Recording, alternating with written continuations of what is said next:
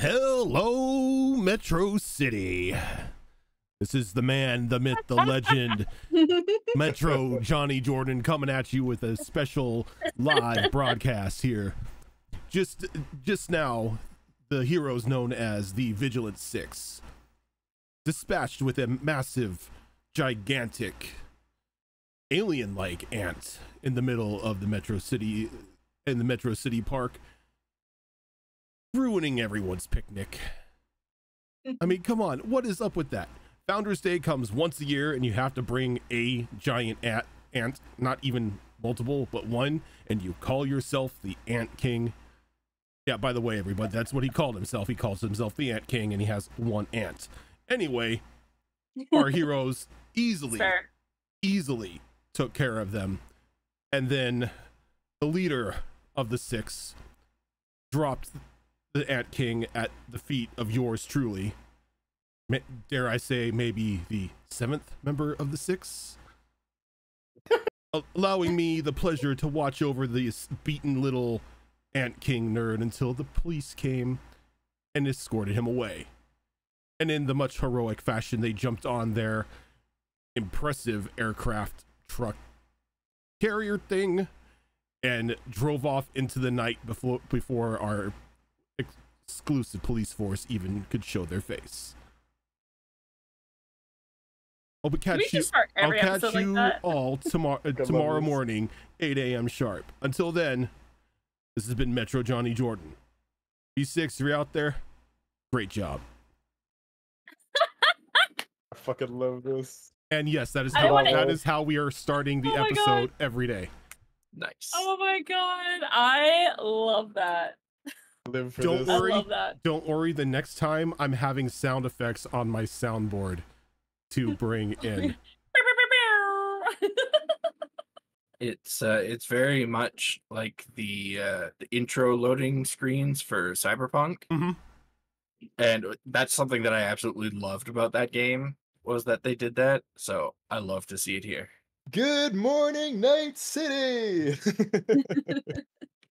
I'm going to turn on one of my ring lights because it is way too dark. Anyway, how are you? Hyped. Well, after the Johnny Jordan introduction, how could you not be? Right? I told you, this guy is my man. You're looking at the seventh member. I'm pushing back on Vigilant boy. On Strong being the de facto leader. Vigilant boy. It's just a question of perception. Give the kid a little bit of fan service and you'll be the de facto leader in no time. Look, he's the tallest, he's the strongest, thus he's the leader in pretty much everyone's eyes. And he's probably the most willing to step in front of a microphone too. So. Oh yeah, 100%. Yes. I don't know if that's a good thing or a bad thing. I'm not gonna lie to you. It's a thing. Yeah. I mean, I think we'll out of leave it at thing. out of everyone, there's only two people in the group who are used to public speaking, and that is either Max or Frankie. Yeah. Frankie still does it, but Frankie has like significant stage fright This is true. as well. So like, Says the performer. Right. she's Wait, the drummer. She's she's- in the back. Wait. She's the drummer. How are you a rocker if you have Steve? Yes. Drummer. No, she's Drummer doesn't have to say anything. she's just Drummer You know. just goes 1, 2, 3, 4, and then yeah. That's fine. I can count. We are sex bombs, and we're here to cause anarchy and like bring peace and shit. Pretty 1, much. 2, 3, 4. Oh, but yes. So welcome to episode 2, everyone. So after that riveting performance of Johnny Jordan there, as you all were taken away in the Juggernaut, which could just only be compared to like one of those old like G.I. Joe mobile command centers. Wait, is that what it's called? The Juggernaut? The Juggernaut. Yeah. You were dropped off at, funny enough, none of you recognized it when you were up there, but that was technically Metro City's makeout point. Where everyone met Amelia, and after some talking to and convincing and maybe a little bit of gaslighting, everyone decided that, you know, maybe it is a good idea to finally team up and form the Vigilant Six, since most of Metro City believe that you are already a team and then you already have a defector leader. So as Miss Perkins left in the Juggernaut to go back and see how Max Armstrong is, the rest of you sort of got into various very fancy looking hover limos. As Amelia opened up her phone, dialed the number, called in, and, you know, told somebody on the other hand to get the dorm ready as the Vigilant Six was coming in. And that You say someone. And I say someone. Hopefully this is calm music. I haven't tested this one yet.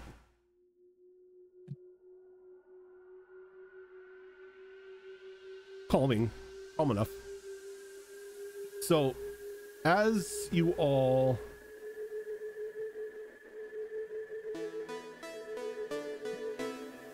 let me adjust the volume here. I like it. As you all get into these hover limousines, who's going with who?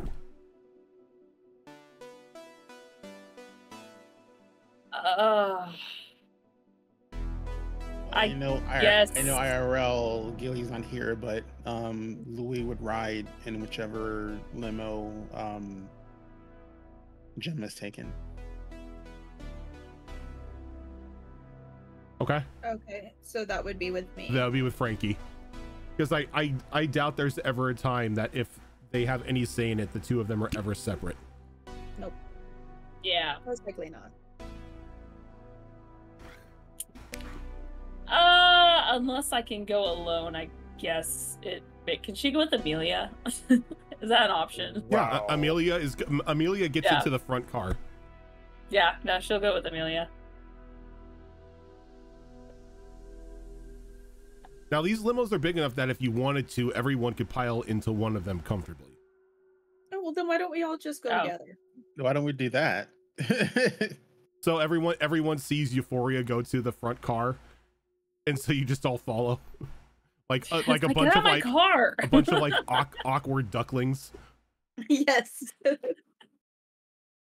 Everyone piles in, and then Cryptid tries to shove himself in there afterwards, Just all hunched down with his knees up against his chest. oh. Mm. How does Condor talk? Sorry. How does Cryptid talk when he's in this form? It's kind of like broken English almost. Simple words, ideas as opposed to full sentences. Is it like a deeper voice too? Yeah. Or kind of okay. Okay. So I guess we're all going in one limo. I brought 3, but kind of had the feeling that you may all wish to ride together, seeing as how you are a team now. Really, you predicted this? Teamwork does make the dream work. Well, technically, our algorithm predicted it. Of course. Honestly, you are ahead. You are ahead of schedule from our last reports, 2.5 weeks. Oh, good on you. Oh. But then again, we didn't really foresee a giant ant attack in the middle of downtown Metro, so could have had an issue.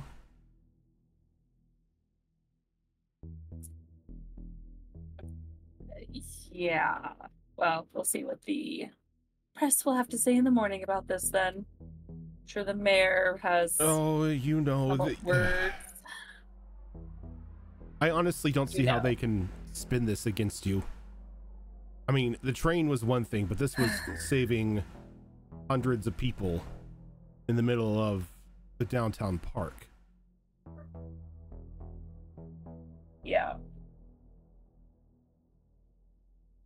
Guess we'll find out. Give me a sec. Orf, orf. Yeah, we hear bark bark Orf, orf. outside. No, I was being asked if they can steal the air conditioner. Oh. No. I can't run the air conditioner if somebody else runs the air conditioner in their room because it kills the power. Oh. Wonderful house built in the 50s. I know. I have Ah. that problem upstairs on the second floor in my place too. Yep. But Nah. you begin to take off into the air, flying over Metro City, heading towards the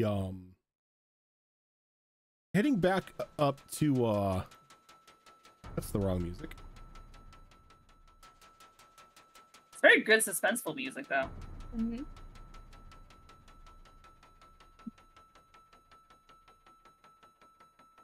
You know, I need to really go through these before the show.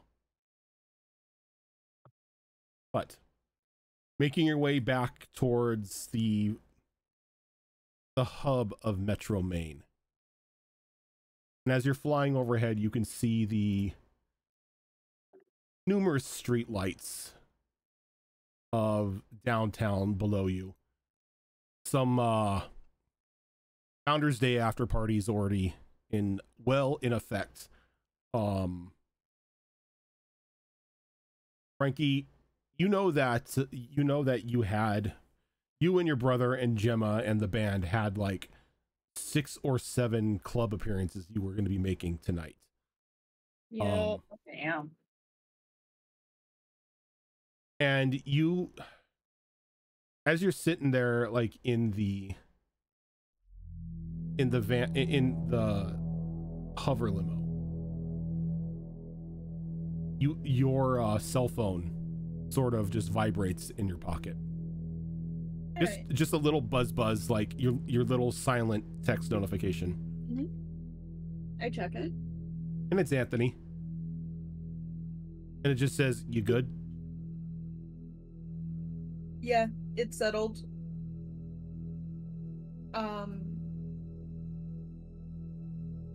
Let's see. Where do you want to meet?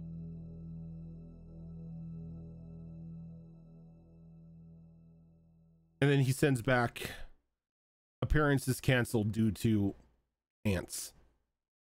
Ugh. Okay. Well, that's fair.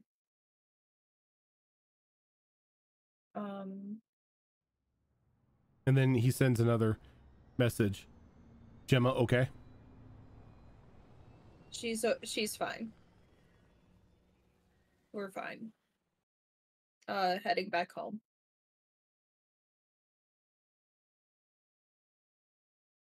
And there's like probably like a 1 or 2 minute delay, and he just says, "Okay, see you when you get home."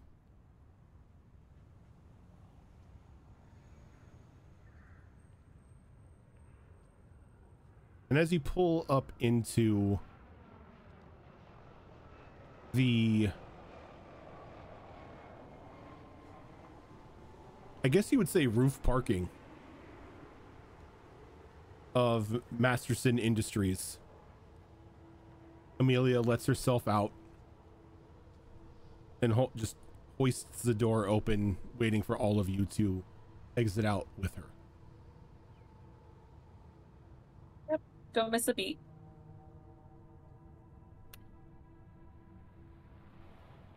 Unfold myself out of the limo and stretch. I send another text to Anthony being like, may take a bit, but I'll be home tonight. Explain later. And he just sends back, "Okay." Okay. I head out. And as the group exits the vehicles, Amelia shuts the door and they take off to go back to their bay. Well, welcome to Masterson Industries. My home and office, and sometimes I feel prison. I mean, don't take the last one meaning we're arresting you or anything like that. I'm just here, literally, all day, every day. Paige will just kind of rest a hand on her shoulder. No work-life balance. I'm the head of the research and development parts of the metahuman wing here. There is no rest.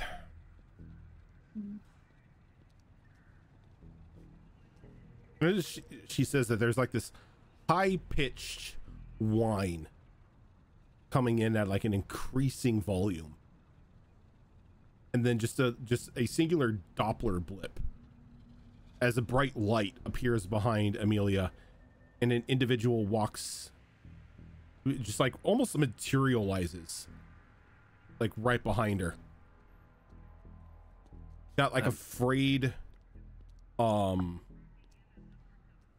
lab coat, like sleeves torn off, a Heartbreak City t-shirt. It's like covered in oil. Jeans looking like they've seen better days, like there are like tears and everything in there. He's got like short, frazzled brown hair, and he has like a pair of very like large welding goggles on at the moment. When that noise rings out, Cryptid reacts immediately to it, covering its ears and like almost getting down on one knee, like it's in very visible pain until the sound stops. Kind of like looks over at you and lifts the goggles, and you can see that his pupils are almost clear. He goes, "Oh, sorry there, pal. I hope the bright light wasn't too much." Light fine. Noise hurts. Oh, I'm sorry, buddy. That unfortunately I can't handle. The when you kind of fold space-time together to get from point A to point B, it sort of creates a bit of a audio-visual interference. Is the noise still happening? No, like as soon as he like popped in, there was like just a little Doppler blip, and then he was like accompanied by like a flash of light, and then he was right next to Amelia. Okay. As he walks over to Cryptid, and he holds out his hand to like, not even afraid of you, just holds his hand out like to help you up. Which I imagine is probably a strange sight, given that Cryptid is likely still taller than this guy, even down on one knee. Oh yeah, guy's maybe 6'1". Cryptid, just sign of friendship, I guess, does take the hand and feign using it as support as he gets back up on his hooves. He just gives you a grin and kind of like pats you on the arm as he walks back to Amelia. All right, yep. So dorm's ready. Everything seems to work. Once everyone is situated and everything, I'll get them all set up with the teleporter. Is there anything else I'm missing? Oh yeah, I have pizzas downstairs too. You guys probably hungry or whatever. Oh, I'm Brad, by the way. Nice to meet you.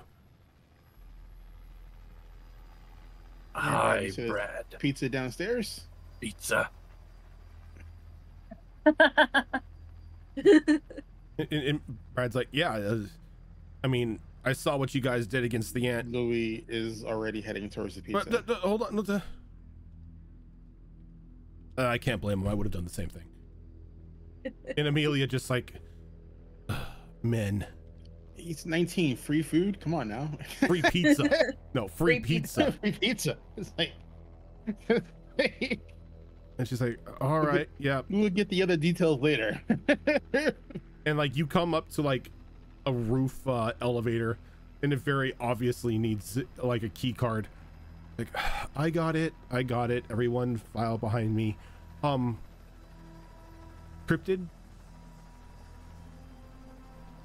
Yes. Is there any way you can shrink?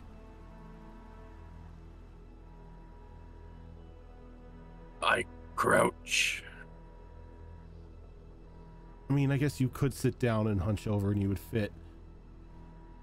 All right, we'll let you get in first.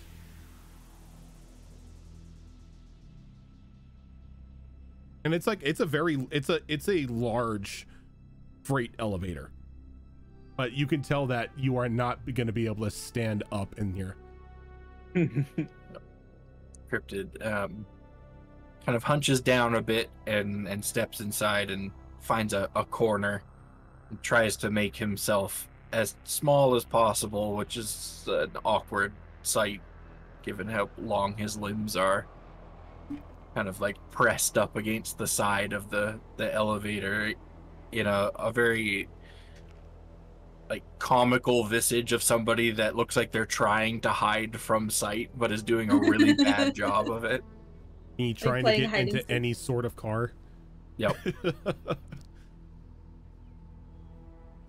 And it takes some time, but you're able to wiggle into like the corner and just like sit with your legs pressed to you. Maybe a little upset that you didn't don your costume before you turned into Cryptid. Well, when you're in a pinch. I was just Wait, out is for the Crypt- barbecue. I wasn't going to be a hero today. Is Cryptid naked? Cryptid is in the Cryptid form right now. Yeah, he's covered in like mangy fur. Okay, Black fur. so Mangy fur and shadow. all right, so we're So not seeing naked, any yes. So we're not seeing, but I just want to make You're sure not we're not seeing seeing cryptid any junk. cryptid bits that we don't want to see. Yeah, yeah, and Fur Um, censoring it. Condor does have a suit, but he was just going to the parade today, so he didn't have it on him when he changed.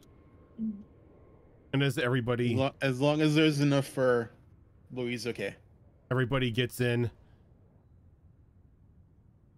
Brad steps in as well. It's like, normally I just meet you down here, but it seems that my coming and going hurts the big guys, so I guess I'm just pedestrianing it today. Frankie lets out a awkward laugh, trying to. It's like And as like he You gets do the in, thing where you're like, ah! as he gets in and he looks around, like anyone like looking at his face, you can see that the pupils themselves seem to have like stardust or something inside of them that are constantly swirling.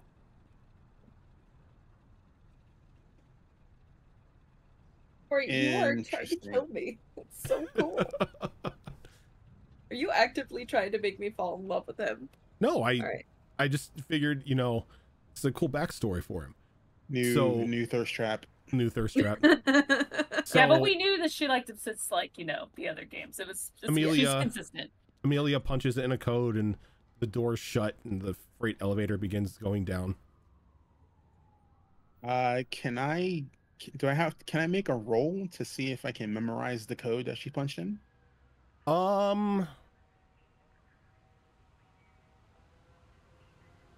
Yes. Go ahead and give me. Let's make it a wits roll. All right, let's With a 2 difficulty.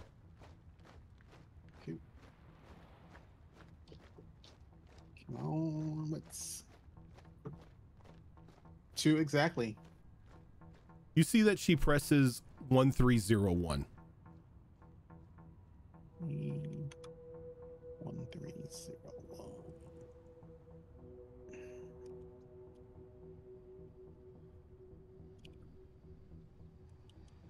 She kind of like looks around and like very apologetically over to Cryptid. She's like, don't worry, this is the only time we have to come through the roof. Once we get you all situated into the system, you can come and go as you please, simply as walking through a door. Or teleporting. Well, technically, yes. We will be setting you up with our personal teleporters. As you go down for a couple of minutes, there is then a slight shift as the elevator now goes. You feel it jostle and go right.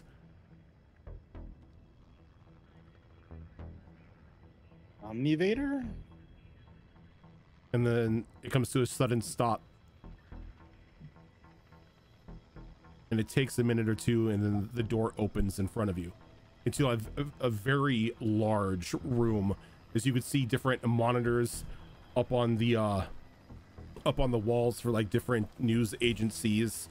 There is like a pane, like on the left hand side, there's a pane of like panes of angled glass as you look down into what looks to be a tech bay as they're doing experimentations and building like strange looking mechanical devices.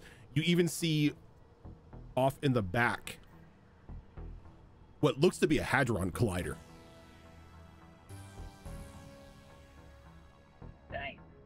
You know those are gigantic, right? Yeah, Okay.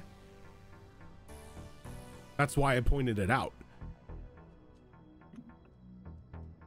She just very nonchalantly walks in, and Brad kind of just like slowly jogs behind her. Paige follows. I imagine Paige has been here before. You've been here before, yeah. Yeah. This is where you didn't know this was called the dorm, but you know this is the R&D wing of Masterson Industries. Right. Okay. Yeah. She walks in like she's been here before. Euphoria just kind of walks with confidence. I'm just taking everything in and walking and looking around and all that.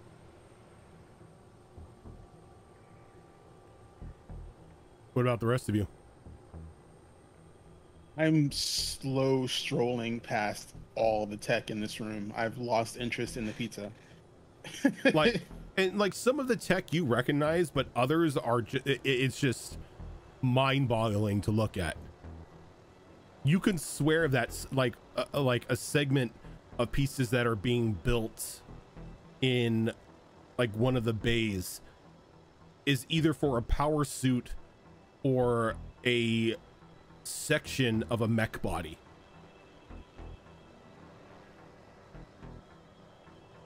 Yeah. Is there anyone who looks like they would impede him from walking towards the mech suit? It's down in the tech bay, and you don't know where the entrance to it is. You are above the tech bay. Okay, so we're like looking through glass down into like awesomeness. You're like on the Gotcha. the observation level of the lab. Gotcha. All right, I'm making like notes on like trying to like get to all this shit, because holy hell. And Brad notices that you're over there looking, and he kind of just like slinks over to you. Cool, huh? Yeah, can I write it? Oh, that's not slated to be done for another year and a half.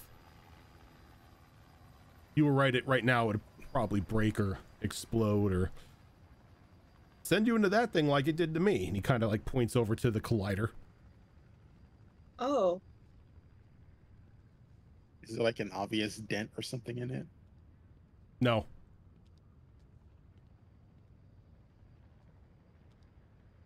He goes, by the way, don't go into one of those things when they're on.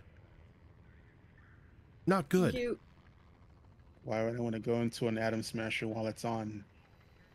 Is that how you can do your things? Your powers? Yep. Wait, you can survive in an atom smasher? Oh. I don't know if you would call it surviving. Think of it this way. feeling every molecule in your body cry out in pain as you are torn apart and then reconfigured. Like Louis' brain is just hurting trying to envision that. Like Pop says, the only reason why I'm alive was because of some latent meta ability that it just kicked off while I was being obliterated and reassembled. Oh my God, is he Dr. Manhattan? He's Dr. Manhattan.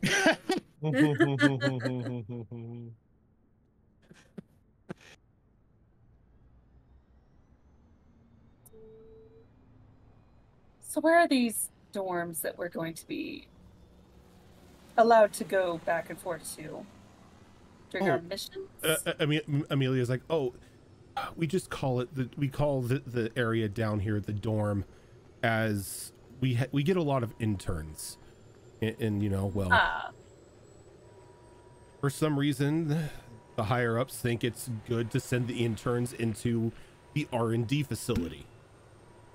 So we've just tagged this place the dorm. Interesting. And annoying. All right. Yeah. But do you know how infuriating it is, well, and kind of therapeutic, to have to make a bunch of 18 and 19-year-olds realize that they don't know everything because they're going for a science degree? Like the first, am I right? the first week of interning here is us just breaking them down, teaching them they don't know shit before even putting them to work. Louis is like internally like, I resemble that remark. He goes, but yes, it's called the dorm. This is you. And she looks like she wants to say something personal to you, Euphoria, but she catches herself. And she's like, you'll quickly find that my office is here as I oversee this entire wing. Bradley is here too. He's I guess also in charge, but he's more hands-on than I am. This is the observation floor here. This is where I hope all of you will be when you need to use the facilities. Speaking of which, we need to do something about your costumes. Not yours, not yours. I designed yours already. Which I love, by the way. But I'm looking at your costumes here, and well, aside from Cryptid, because he's naked. It looks like reminder that Max is also topless right now. True. But we could pay a visit to the fabricators, get some real costumes made for all of you. Things that can protect you in a fight and aren't just things that you got from Spirit Halloween. I didn't get mine from Spirit Halloween. I got it from Hobby Lobby. While she's dissing everyone's outfits, can I put my nose up in the air and maybe do a roll here? I think wits is really the only thing that I can think would maybe fit, to try and see if I can catch the scent of that pizza. See how far away from us it is. Sure. Oh God. Don't roll a 1 and you'll be fine. I rolled a 3. Like, you point your nose in the air and you start sniffing, and you just follow your nose over to like one of the spare work tables up here, and you can see there's probably about like 8 or 9 pizza boxes. So when she's talking about everyone's outfits and she gets to Cryptid and she says, except for him, he's naked, there's a brief puff of like black smoke as he disappears and then immediately reappears, but with a slice of pizza in his hand. And he's obviously found the pizza. very strong, keen sense. This one. Does Cryptid leave like a sulfur scent when he like does the Banff? Not so much sulfur. I imagined it to be more of like a musty, mildewy scent.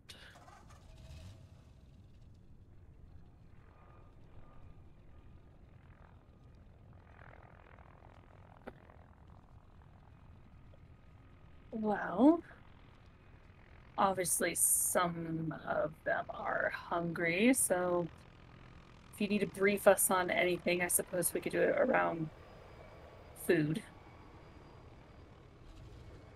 Shows. Hello, Evie.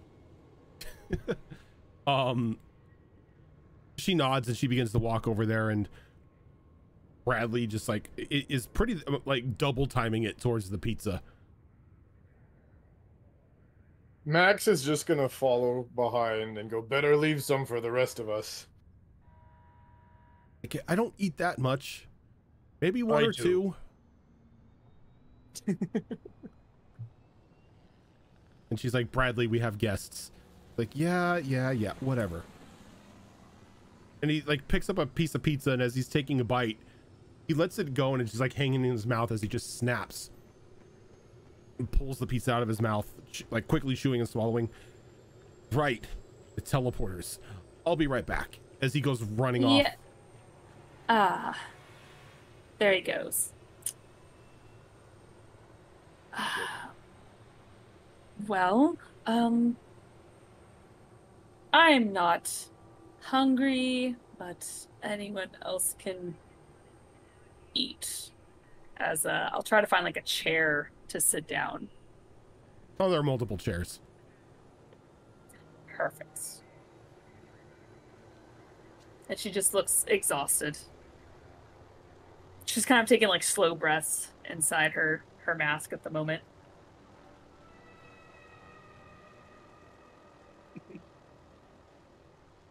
You alright?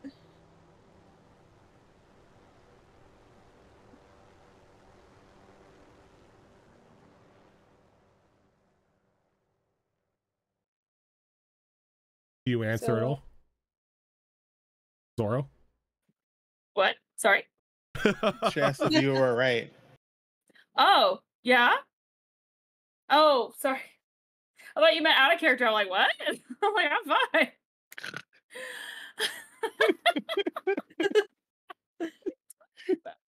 Oh, no, I'm fine. Just exhausting day.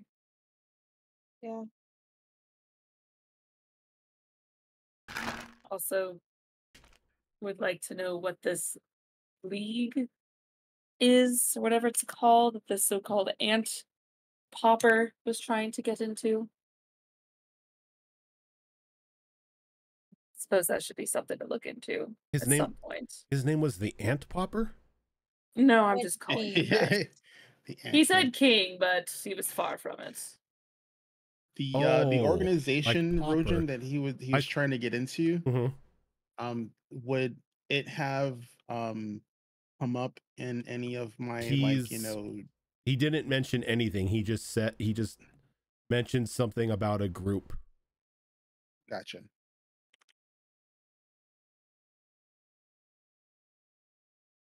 Should be good to know if there's a group being made. What they're all about. Well, we will find out soon enough. He's being brought here. Oh, What? how did you get that from the police? Dad has his ways. Of course Dad? he does. We're the only place that is doing any sort of, well, legal metahuman research, and aside from U6, this is the first time anyone else has popped up in a while that hasn't, been signed to a TV contract or has tried to make some sort of go viral on the internet or anything like that. This is someone that just popped up out of the blue and started attacking the city. I mean, I hate to say it, this is the first time that a quote unquote supervillain has ever shown their face. This wasn't just a thug. No, this wasn't just like like a gang, like a gang member or somebody from the mafia or anything like that stealing, military equipment from a train. This is somebody who obviously has some kind of inborn meta ability to, well, control ants or a ant. That are genetically altered. Well, I suppose we'll find out. we will. He should be here in about an hour, and we can start getting answers from him. Louis will say he calls himself the Ant King, but I wouldn't be surprised if he potentially wouldn't be able to control other similar species of insect. I knew somebody with a similar power. Oh, like I said, we'll find out sooner or later what his deal is and what his plans are for the future. Speaking of which, and Brad comes by and he sort of slams, like he just grabs another piece of pizza as he just like slams like these small white, like what almost look like those cheesy metal bracelets that would go around your wrist that were advertised that it would get rid of headaches and everything. Oh God, Yep. the copper Those bands. are Yeah. legit, okay. And then there's like just like this little white tripod device as well. Okay, so sorry, pizza. All you got to do, put that on. We can attune it to you here. It kind of points to like what almost looks like an exact like rip-off replica of a Stargate. Oh my god, yes. He goes, you'll come through there anytime you activate them. These, as he points to like the little tripods, are your home beacons. So when you leave through there, it will interact with the little band and it will send you to wherever your home beacon is. Point A, point B, simple as that. Just to let you know, you can't bring anyone with you. If they don't have a band, they will be ripped apart and scattered into space-time. Good to know. Good to know. Yeah. Louis, like, marks down emergency protocol, atomic dissipation. I don't know if anything will happen to you. We haven't tried to throw two people in together, one with a band, one without. But I would assume that it's not going to be pleasant for either person. Just it's an almost insured death to anyone who isn't wearing one of those things. Good to know.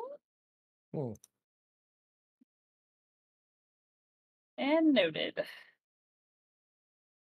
So do we need to keep something at our home base then for it to recognize it? And he points to the little tripod device. It's just like those. That's it. We call them home beacons. Ah. No, all right. How inconspicuous does this thing look? Like It if I looks- have friends over and they see this thing, are they gonna honestly want to looks- fuck with it? It honestly looks like shitty modern art that you probably got from a swap meet. Doesn't look high tech whatsoever. It looks like it almost looks like a kindergartner's first grader's arts and crafts project. It's designed to like not attract attention whatsoever. Gotcha. Like judging it, it looks like the epitome of mediocrity. Age with knowing the art she has in her place, she's like, that's gonna stick out like a sore thumb.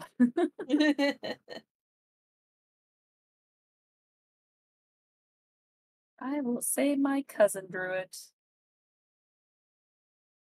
If anyone asks. My cousin made it in arts and crafts camp and gave it to me for my birthday. And I said, thanks. Thanks. An avocado. Hey. Avocado. All right. I suppose should have the rundown of what areas we have clearance to, and For now, maybe here. we don't. Easy. Dorm access only. You need to go anywhere else, Bradley or myself are going to have to accompany you until we get the okay to allow you to begin to wander the grounds as it is. Right now, all you are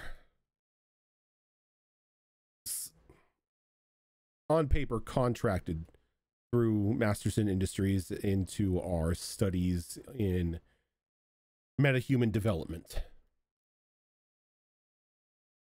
Interesting. But up here, we do have access to multiple news feeds and the city's security grid.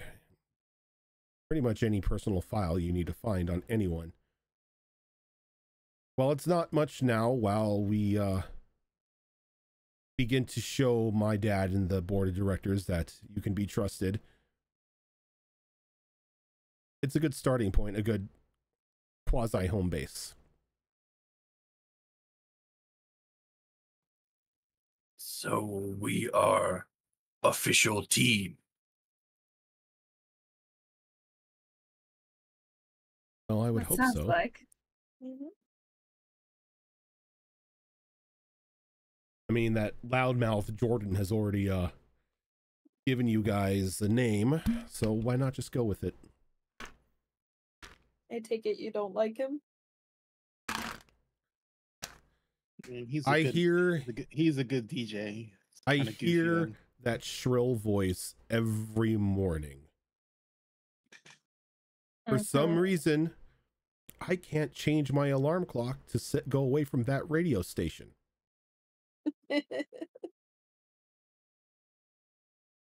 And since my home is set up to a speaker system, Oh, no. that is what I wake up to every morning.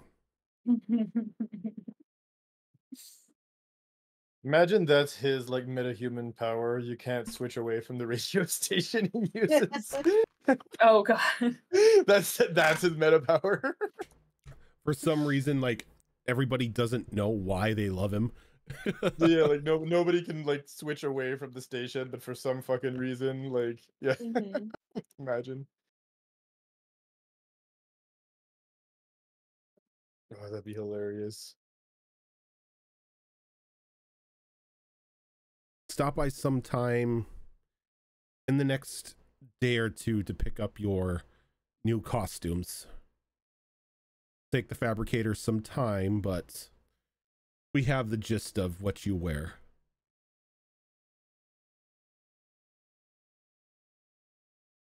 I'll be fine. I have my own things taken care of when it comes to costumes. Suffice to say, Mr. Strong, even you are going to need our assistance, but on a different level.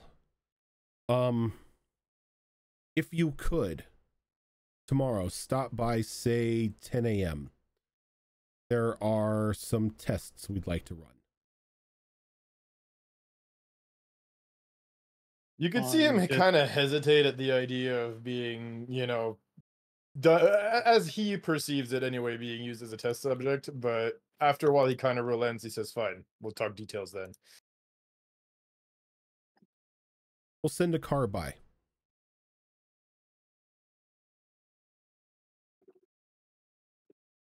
He just nods.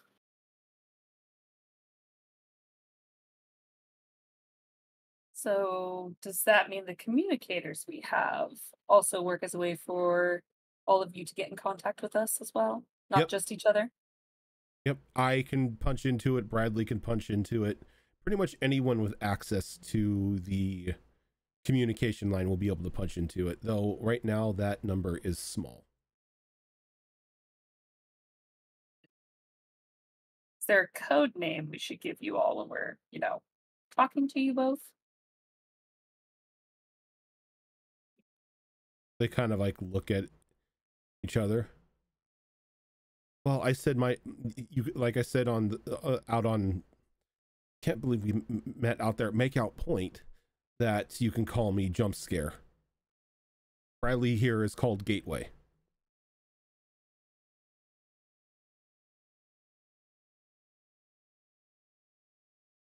Gateway and Jump Scare.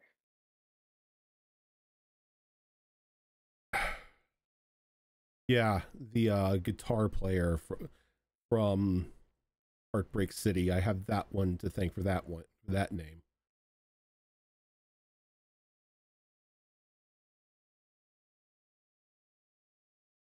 How so? We dated for about 6 months. Really? Oh my god. You went You kind of like me and you and the guitar player dated? Oh my. yes is Um why do you think which one? what's his name? Tony, Anthony, that's his name. Sorry, I called him Tony to tease him. I've heard he hates that. Yeah, that's why I did it, to tease him. He called me Jump Scare, so as much as I, you know, I felt that I got the free pass to call him Tony. Sounds about right.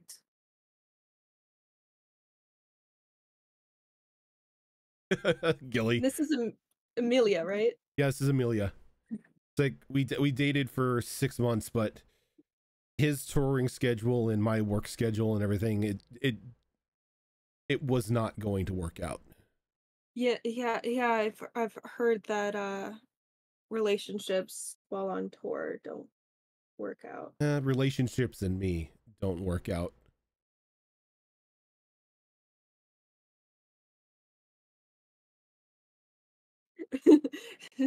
Frankie's trying so hard not to like pull out her phone and being like, excuse the fuck out of me.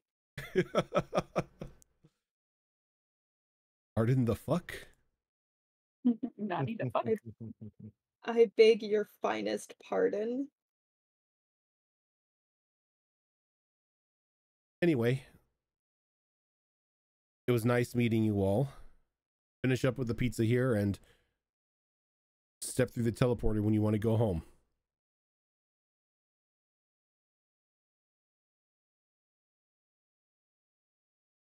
Well, if we have nothing else to discuss here, and Brad's like, I might go home. no, you guys can't go through the teleporter. And he kind of like looks at Amelia. Are you trying to get him killed? You guys haven't set the home beacons yet. You can't take those things in the teleporter. You're gonna have to take the cars back. It's fine. Or if you want, I guess I can open a gateway for you. Oh, I don't think Cryptid would like that. No, Cryptid Buddy's really gonna hate that because that gets very loud. Wait, I will walk home.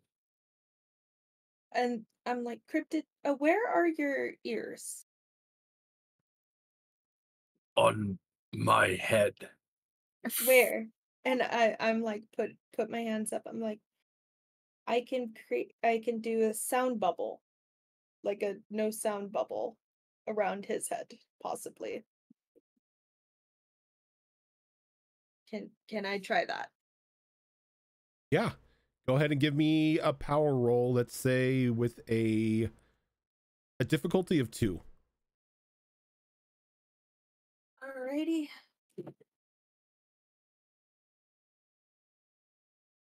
One sec.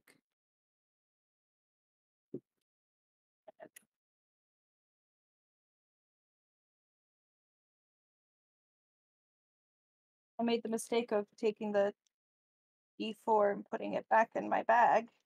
Good job, nerd. Ah, Never put your dice away Wow. until the game's over, nerd. What's wrong with you? I do that all the time.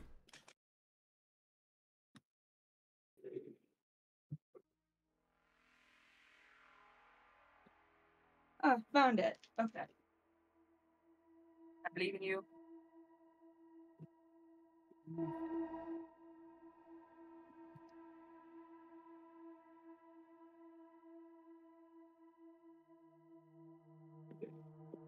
I got a 4.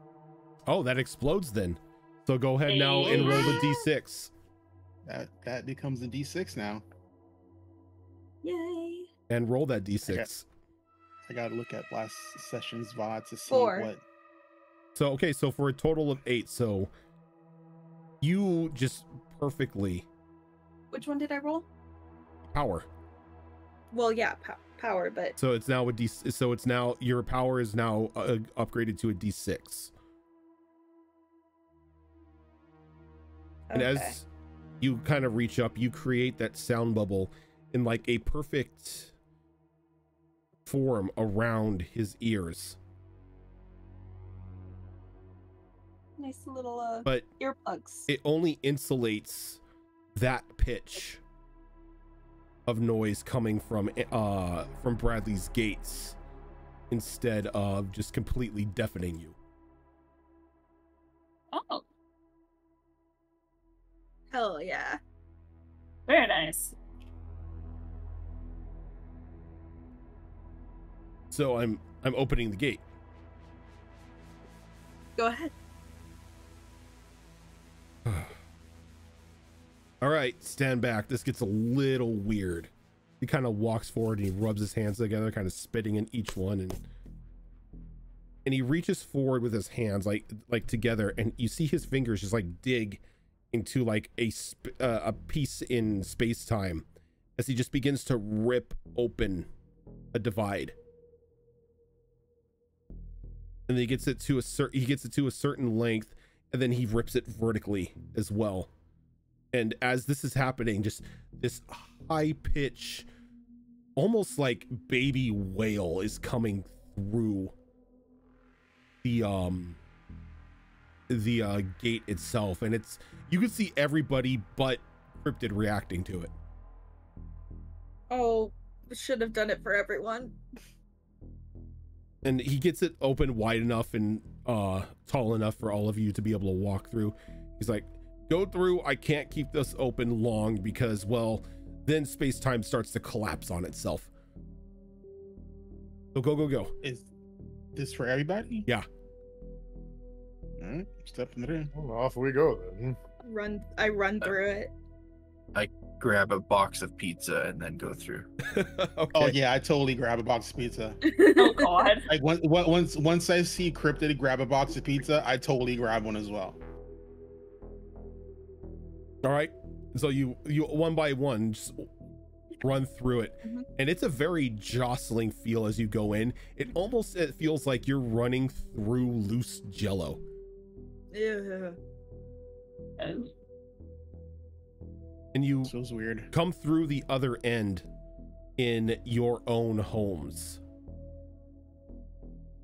And you're you're just like weird. You come through and you are like covered in like a soft layer of sweat, and your body feels a little overexerted from the whole ordeal.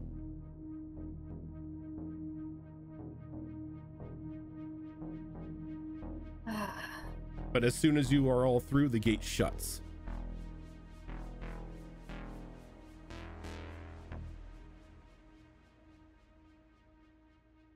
Paige will pull out her phone and she'll text Amelia saying like, God, I hate it when that happens. And she's like, the jello feel. Yeah. Yeah. She's like, that's why I ride the limos. Next time. Get some rest. And she'll do a little happy face, little smiley face. Get some rest. And as all of you pile into your rooms and into your apartments and homes and senator estates, I would as soon as I go through the portal, I would have Max. Well, then the portal closes, of course. I'd have Max, quote unquote, transform back as well, if at all possible. oh yeah, And potentially have the nanomachines rebuild the suit if that's all the same. Okay. And as you kind of like decompress, you compress back down into the size and shape and everything of Max. And you can see the nanomachines kind of like crawl up from your skin and begin to like slowly but surely repair any tissue damage that may have been done to you in the transformation, and then they slowly rebuild the suit that you had. Okay, very good. Weird. At least like that page won't be too angry. Yeah. That's our secret, Captain. Paige is always angry. And not Paige Perkins. That's no matter what I do, somebody's pissed. I head downstairs. And Anthony's sitting there, and you can see that he's got just a mound of like party food, just like the food trays and stuff. And he's like taking it and he's putting it into Tupperware containers, and he's putting it into the various fridges that you have in the apartment. just meal prepping. Yeah. Catering. Yeah. Fair enough. I found oh crap, something out today. Where the fuck did you come from? Long story. That's in game. Yeah, for a sec. I was like, what's going on? When the DM's too good of an actor. Yeah, right. As he kind of like looks at you and he's like, yo, don't do that. I didn't even hear the door. That's not that's because the door didn't open, but another story for another time. No. Story for now. How the fuck did you get in the apartment if you didn't use the door? And don't tell me you climbed through the fucking window again, because we're like 3 stories up and the fucking fire escape is broken. Magic, okay? No. Science. Fuck you. Tell me how. Magic. Oh my god. First, you need to tell me about your relationship with Amelia Masterson. Oh God. Amelia, I haven't heard that name in about 1.5 years now. Yeah, jump scare. Yeah, jump scare. What about her? You never told me you dated her. Oh, I'm sorry. I didn't know my love life was your it was, any of your business. I'm your little sister. Of course it's my business. Yes, because it's completely normal for a big brother to come into his little sister's room and tell her that he just got laid, isn't it? Yeah, you see? But then like the fake gagging as a joke made me actually start feeling sick. And so I'm like, wait. Okay. Fair. But like, don't know. Look, it was fun while it lasted, but her and I are way too busy. And we are 2 vastly different people. I honestly think she dated me to get back at her dad. She is too that tracks for you. Fuck you. Look, she's all business, she's all professional and everything like that, and you've got me, which is, I don't know, scrungly ass punk rat. Yeah. I'm the poster boy for getting back at dad. Yeah, you are. Yeah, so nothing important. We dated for 6 months and then decided to call it, there. Cool. All right, and then I start sitting down and helping with the meal prep. And he's like, why the fuck were you talking to Amelia? Business. Okay, continue. Like none of yours. Like Nanya. What kind of business? Nunya. Nunya. As he's like looking at you expectantly. And what kind of business?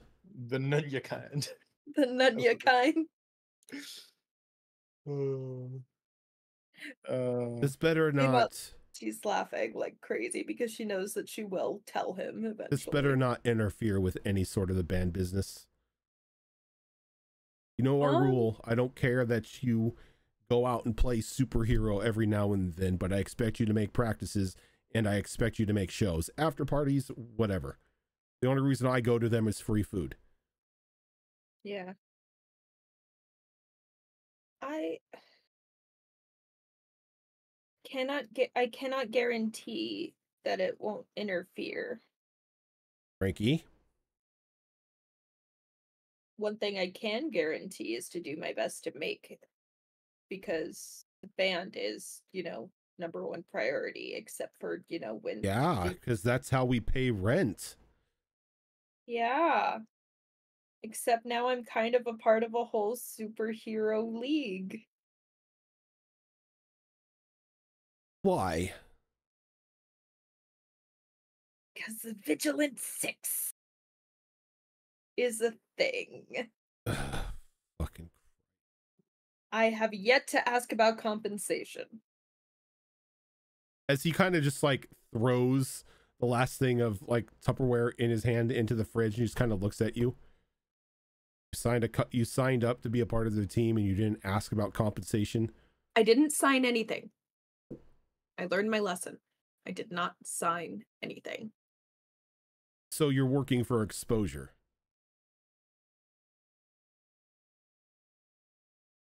I'm working for your ex-girlfriend.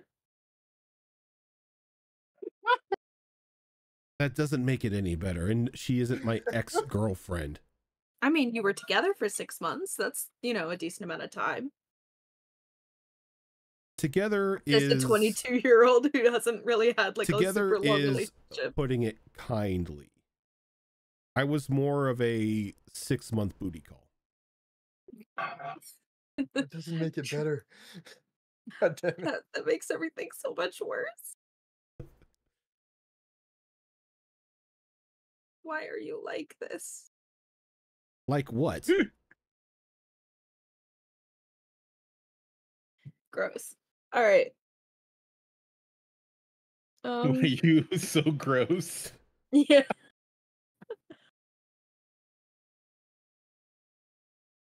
Look, I will talk to them. Talk to who? The Mastersons. I will talk to them about the payment situation and right. everything. I will figure it out. Fine, But you figure it out. yeah, I'm an adult. I can figure things like this out. By the way, did you ever meet her brother? Who, Brad? Mhm. I ran into him once. Why? Nothing. I just met him too, so wanted to know if your vibes off him. He's kind of a dweeb.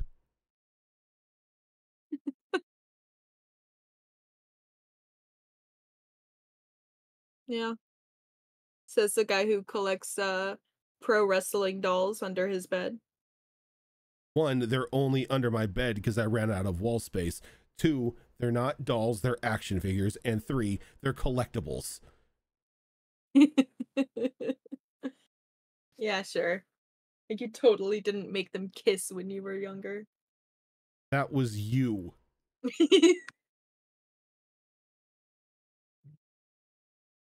They're dolls.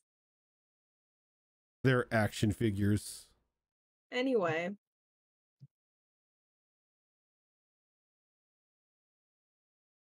It's like, are you done teasing me or? I'm never done teasing you. You should know this by now. But Right. I am gonna head to bed.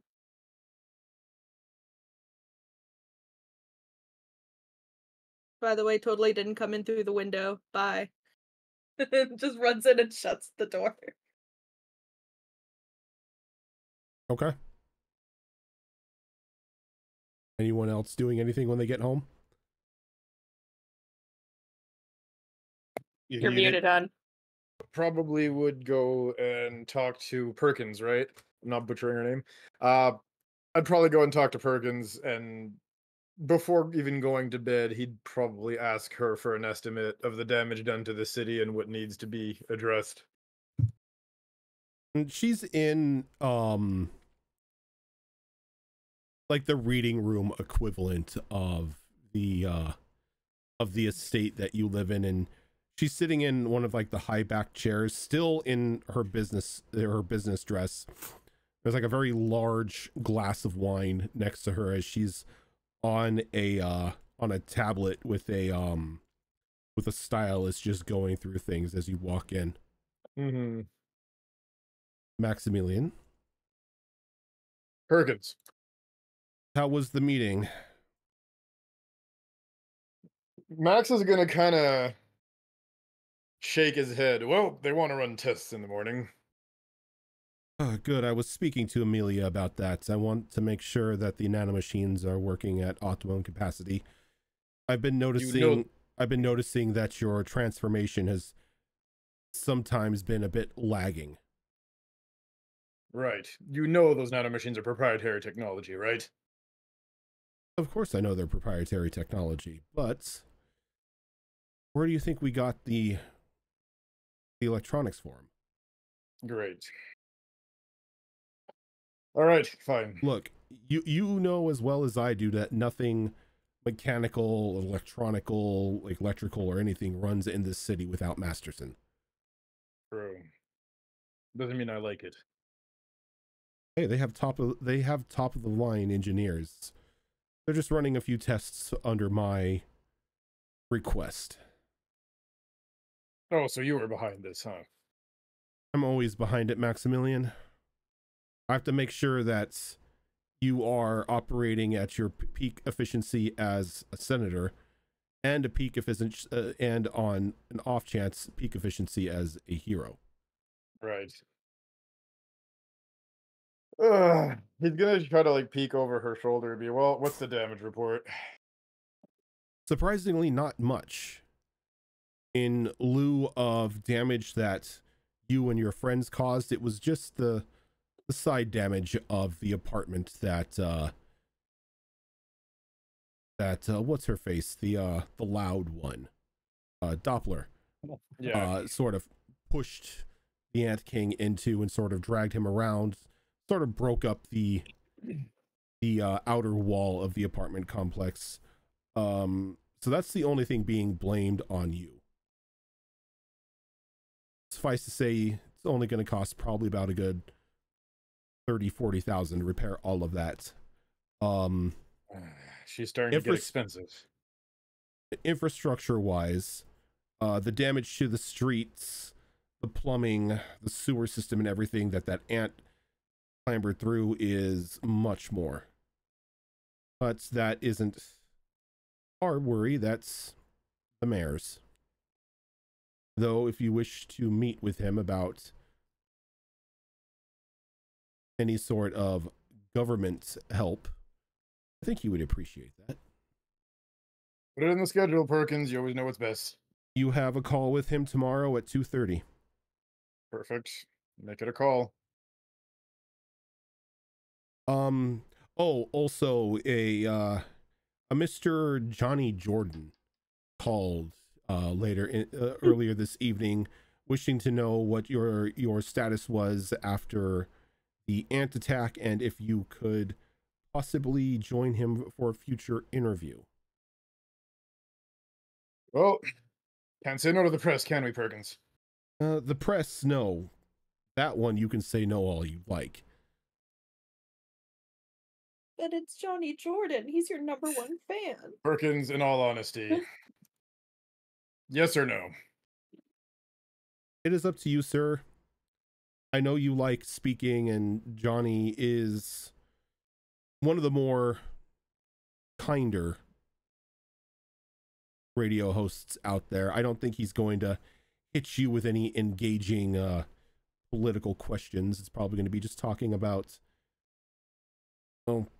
your stance on the Vigilant Six. Well, Sounds to me that like that's a yes, Perkins. All right, Put him into my schedule. You I'll know how it call his goes. people and I'll see what we can do about getting you on his morning radio program. As usual, what would I do without you, Perkins? As usual, you would be still in Kentucky, probably stuck on the middle of a farm. Ugh. So, probably no nanomachines in you.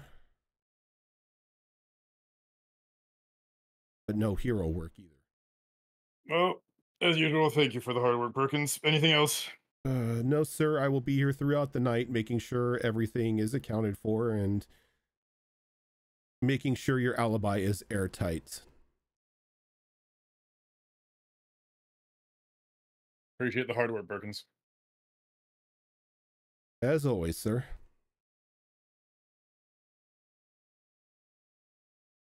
Okay.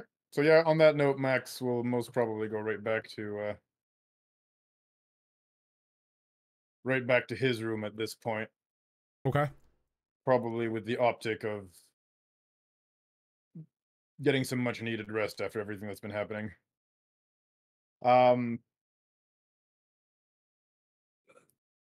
Knowing him though, he'd probably need to blow off some level of steam, and Paige being otherwise engaged at this point, he'd probably default to his number two way of venting. I'd probably have him work out in his bedroom right before bed. That'd probably be his last thing he'd do. The personal the weight set. Yeah, just lift the good old couple of 100 pounds before bed kind of deal.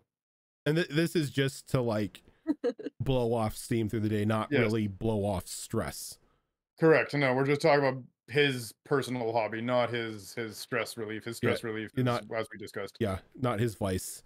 No, exactly. Yeah, because I don't think anybody's stress is high enough to even have to worry about vices right now. Yeah, this is not a vice thing. Yeah. Cryptid, Flashpoint, what are you guys doing? I think as soon as Cryptid gets through that portal and he's home, and he confirms that the portal is gone afterwards, so there's nobody looking in on him or anything. He will shed his cryptid form, so he's just regular old Condor again. And he'll and as you shift your form back into Condor, the smell of barbecue kind of like creeps in.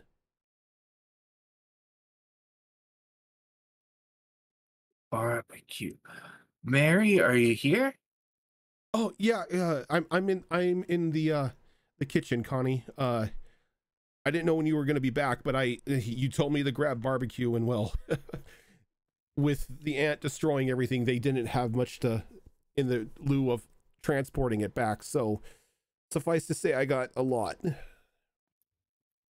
Nice. I wasn't sure you were going to be able to get any. So, I brought some pizza with me, but we can have barbecue and pizza.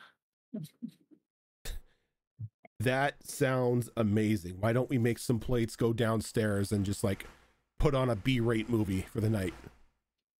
I'm in the mood. I was thinking for Johnny Mnemonic. How about that?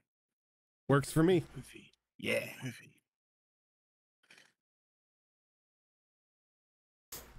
That's gonna be Condor's evening. Okay. It's I want that to be my evening too. You walk into the kitchen and there are just those tin trays, the tin serving trays, and they're just full of brisket and ribs and everything like that. I want this guy's life. Right? She's like, oh, by the way, you were going to need places to store all this, so I ordered you a new fridge, and I got you an actual air fryer. Where are we gonna put them? She's like, well, we're gonna replace that. She points over to the old rundown fridge that you've got. That thing is on its last legs. It barely even makes ice. But it's got all my food in it. And the one that we're bringing in will be able to hold all of your food and more. Oh, it's gonna be bigger. Yeah, Nice. it's going to be an actual refrigerator. That looks like you got it back in the 80s. It's even that disgusting like brownish green color. Yeah, it was with the house when I got it. You can treat yourself a little bit, Condor. I know like you're simple, you enjoy the simple things in life, and that's what I love about you. But there are just some necessities that you need to be able to function. And a refrigerator and air fryer are two of them. That's why I got you, Mary. I'd be lost without you. I'd still be using a toaster oven. I don't think I had a toaster oven. I think it's just regular toasting. No, don't call that a toaster oven. Just because you turn the toaster on the side to make pizza doesn't make it a toaster oven. I mean, technically, so like when you turn the oven on and you look inside, it's got like the burner on the bottom and the burner on the top. I'm not saying that it's not a genius way of thinking. It's just doing extra steps when you can just get a toaster oven and it is the exact same thing with like 80% less mess. Yeah, I guess a toaster oven doesn't launch the pizza onto the floor. No, it doesn't. You don't have to play goalie and catch the pizza when it's done. If you're smart, you aim it so it's in towards the counter and you put a plate so it launches onto the plate. Yeah, but that's less fun. That's asking a whole lot of Condor. Like, it's more. He's a fun little to lazy cook by it. nature. And I mean, if we're gonna Rube Goldberg, let's Rube Goldberg. she's like, everything will be here tomorrow in the afternoon, so you don't have to worry. They're going to be setting everything up for you, and then you and I can go through the instructions together for the air fryer and the toaster oven and stuff like that. Okay, yeah, that sounds great. Because like you know how I am with this new technology. It's way over my head. I was at this place today. Like, okay, so I didn't ask them if we're allowed to talk about it. Okay, so we were like sort of kidnapped by the Mastersons, those like super rich techno freaks, and we went to their like research facility, but I don't know if I'm allowed to tell you about the research facility. There was a whole lot of stuff there. I didn't know what I was looking at. She kind of looks at you, she's like, did they make you sign an NDA? I don't think so. Then you're allowed to talk about it.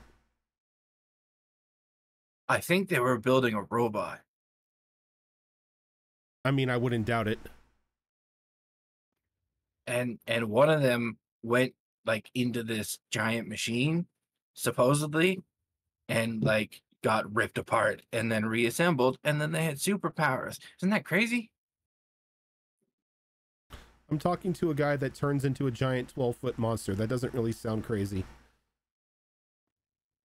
Fair. All right, let's get some grub and go downstairs. Yeah. And you just both sort of just like load up your plates with like pizza and barbecue, and you get a couple drinks and everything. You go down into like the main part of the nest and just fire on Johnny Mnemonic on a couple of TVs. And you just spend the day just watching, or spend the evening watching a movie and just vibing out with food. And what about Condor? You were What just about talking to Condor? Not Condor, sorry. Louis. The characters who does. Louis is gonna look for, like a inconspicuous place to put his beacon. Like maybe up on a shelf or something with some other, actually what Louis has like a wall shelf full of old tech. Uh-huh. Just like, shit no one uses that that's just cool old tech stuff. He's got like he's got the old broken down Talk Boy from Home he's Alone got like 2. He's got like an original Game Boy Color up there and shit and all kinds of stuff. So he just puts it up there, so it's just amongst all the other old technology that he has. Gotcha. Since this thing looks so ratchet, apparently. Oh yeah, yeah. Like it is. Like if anybody were to walk into your apartment, they would not peg that as some piece of like high space age tech or anything. Word, got. He's gonna check and see if the pizza's gotten cold. If it is, he'll use his power to warm it up. Pizza's still retaining its heat. That's And then incredible. what? Pizza's still hot? Or that Yeah. I can warm. Okay. And I then figured. he's gonna jump onto his workstation and see if he can find any info on this Ant King guy, to see if he's ever popped up anywhere on the web. He's gonna run some Give searches me- and whatnot. Give me a tech roll here, and let's call this a difficulty of 5. Okay, come on.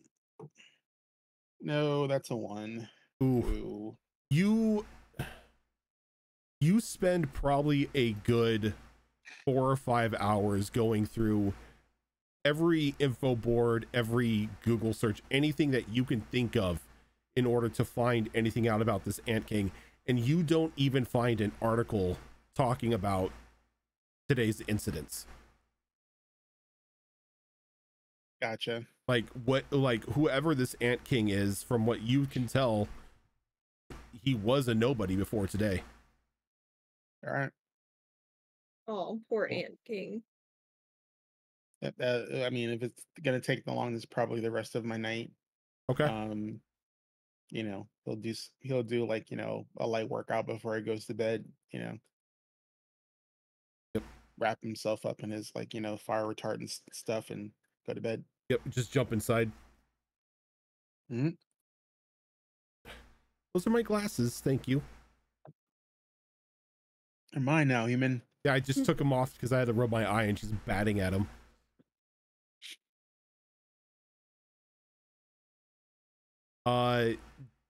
Paige, did you want to do anything when you got back? She would probably just take a nice long bubble bath. Probably flipping through a magazine while drinking something simple. She's very uneventful. It's more of her just kind of lost in thought about like, oh, I'm part of a team now. Yay. She has very mixed feelings about it. So she's lost in thought for a really long time before she's like, oh shit, I've been in the tub for too long. My beautiful skin. As she's probably just kind of be awkwardly in thought for the rest of the evening. So nothing too terribly crazy. She pretty much doesn't text Amelia anymore. That's pretty much it. So yeah, that's it. Very simple evening for her. Okay. So as the evening comes to a close, we are going to take a quick break here so we can get up, stretch our legs, all that fun stuff, and we will be back in about 5 minutes or so.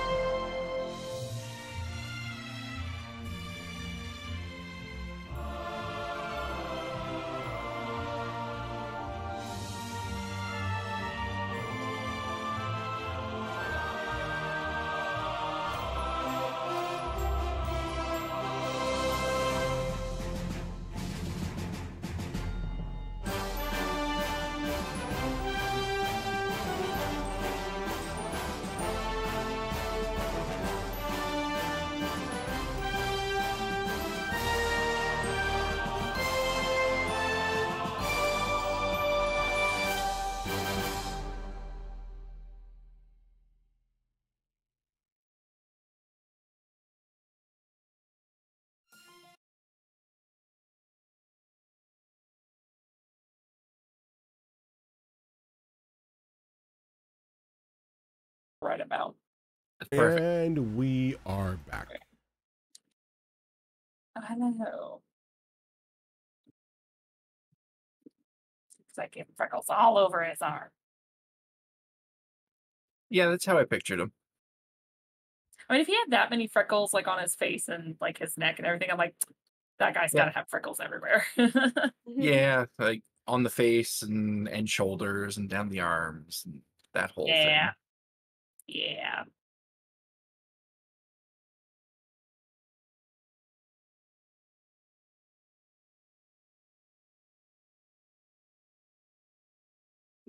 Can you just So, Oh yeah, I'm just updating the card real quick. got it? what's going on?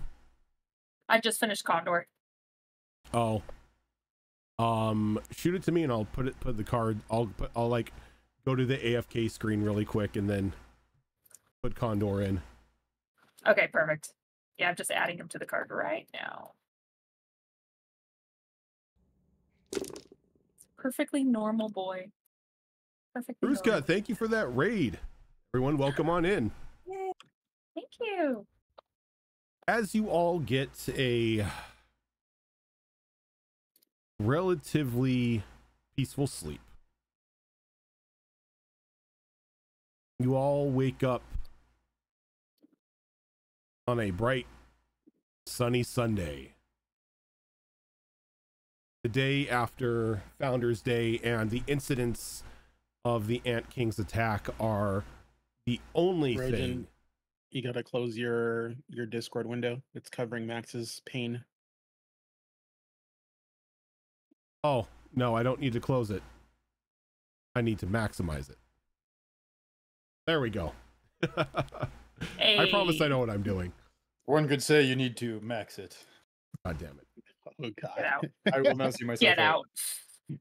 But the only thing in the news, on the radios, on the television, and even the talks of the people on the street are the attacks from yesterday on Senator Armstrong's speech at the hands of the Ant King, and then their and then his timely defeat at the hands of the Vigilant Six. Unlike the events that you had noticed in the newspapers the previous day, where the mayor and a couple members of the city council were singing your doom and gloom for the destruction of a local train and the train tracks, this time around everyone is pretty much singing your praise. And give me a second, everybody. I'm going to jump screens because I am going to update one of the cards. I love it.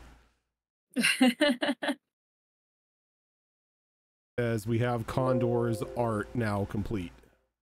Hey. All right. Now we will come back and we will see if it actually saved. Yeah, That's part when I save it Rosa, over. I just got it. I just happened. I only have 4 out of the 6 people so far. There he is, the boy. The boy. Boy. Bestest boy. But as we pick up today, Paige, your cell phone is ringing off the hook.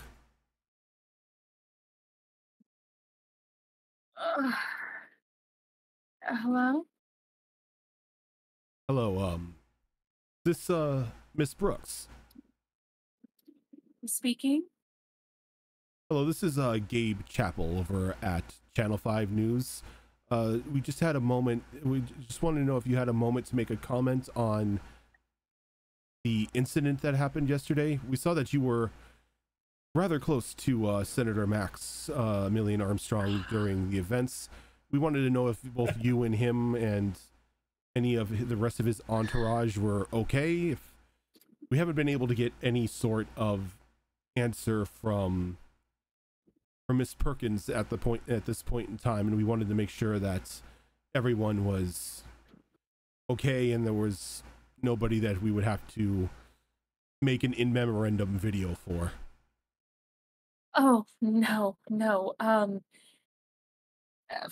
Of course, I just work for the senator. As far as what security and everything does afterwards is out of my control. But from what I have been informed, that he is safe, to my knowledge, unharmed.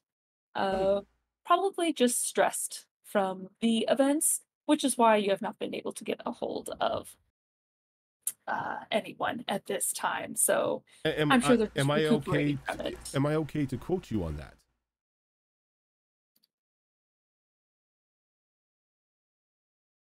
Sure. Why not? Very well. Thank you for your time, Miss Brooks, and I'm sorry I'm waking you up at such an early hour on a Sunday. Oh, it's perfectly fine. I appreciate you apologizing for it. He kind of hangs up, and as soon as they hang up, another phone call happens. She's like already picking up her phone to text Max, and she's like, hello? And it's just like dead air, and all you hear for a moment is like somebody breathe and then hang up. Creepy. Oh, not again. And Can I look at the number and see if like they left a number? it's a blocked number. It's like a Oh. private number. Ugh. I And just then want to you sleep get in. your phone rings again. Imagine she does the thing where she like flops over and she's like, "Oh my, hello." Oh, thank God, Paige dear. I was so worried seeing what happened on the news. I had to check in to make sure that you were okay. I saw that you were near Maxie when the ant attacked. I had to make sure that you were at least okay. As Oh, this yeah, is no, this I'm is fine. Senator Everett Warren. Yep. Oh no, Senator Warren, no, I appreciate your concern, but no, I am perfectly fine. I do appreciate it though. No, everyone is fine. Everyone is okay and safe and sound. You don't have to worry at all. Well, my dear, the only one I was worried about was you. I know Maxie can take care of himself, and he's got all those bodyguards Of around him. course. You, on the Of other hand, course. you are the dainty flower out of that group. Well, I mean, I do go to the gym from time to time, but I do appreciate your concern. That is so sweet of you. Well, if you are looking for a change of locale, my dear, I am always looking for a professional, well, shopper, a fashion consultant, if you would. I can pay you far much more than what Maximilian can. Oh, I don't doubt it at all. I suppose for the time being, his schedule works perfectly with mine. I'm awfully busy, even more so these days. It is summer, it is swimsuit season, so lots of things happening right now with the modeling industry. But if things start to clear up a little bit, I will certainly keep you in mind. Oh, yes, modeling season. Speaking of which, you should be receiving a call later today. I was Oh, able to pull some strings for a fashion show. how generous! I don't know how to thank you for that. For you to think of me in that way. Well, it took a couple favors for me to call in, but I've been able to get you to headline Fashion Week for Metro City, which is a big deal. Wow. for Fashion Week itself, I don't even know if I'm ready for such prestige uh Paige, my dear, you performances are and a one of a lifetime beauty. You are made to headline. Now, don't think you owe me or anything like this. It's just a friendly gesture from one professional to another. you are way too kind, Senator. I really do appreciate it. I will sure to give you the best show, as well as I will even give you a prestigious discount next time you come back to our shop.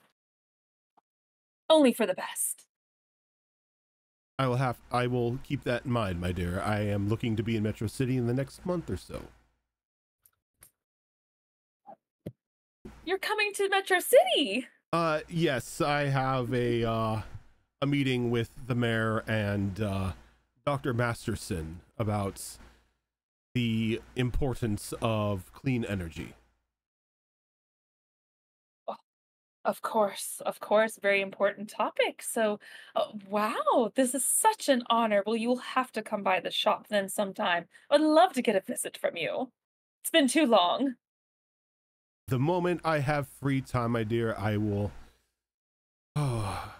enter your shop so you can once again grace my presence. But I must be going. Busy life of a senator and all.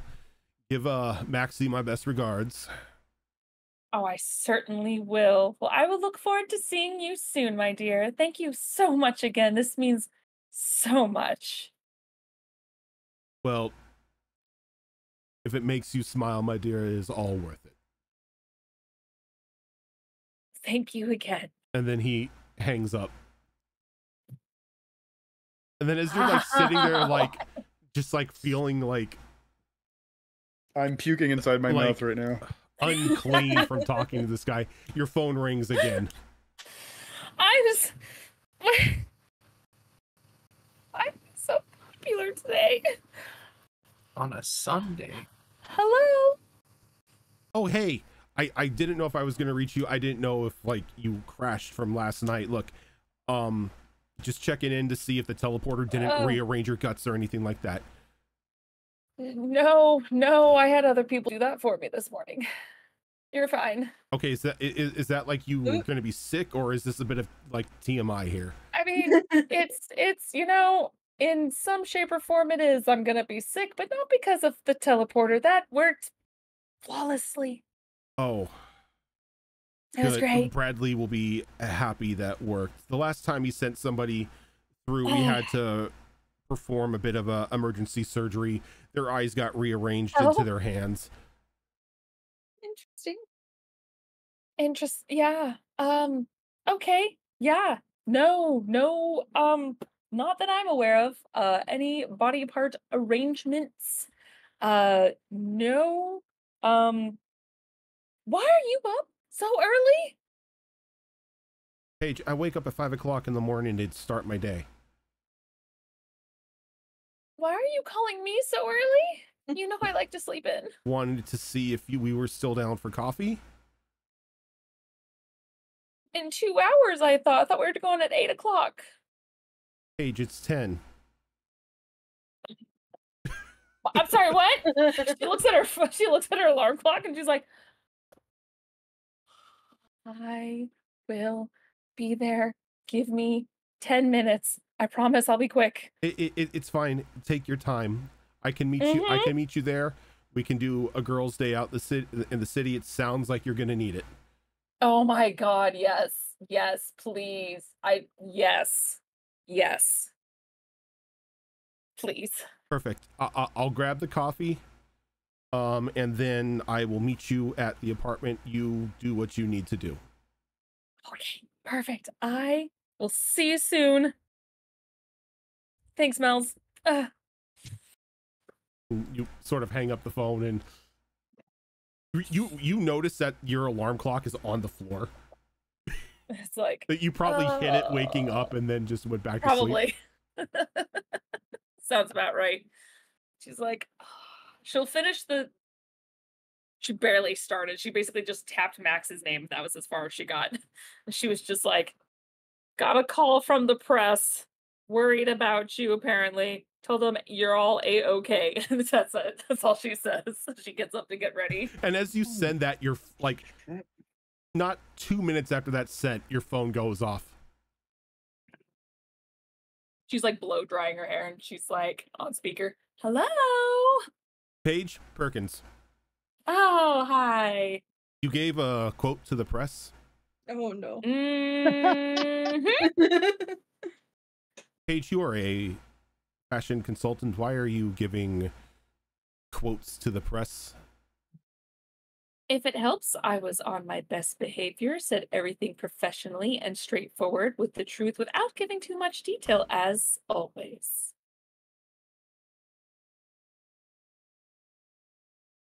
You would be so proud of me. There's just like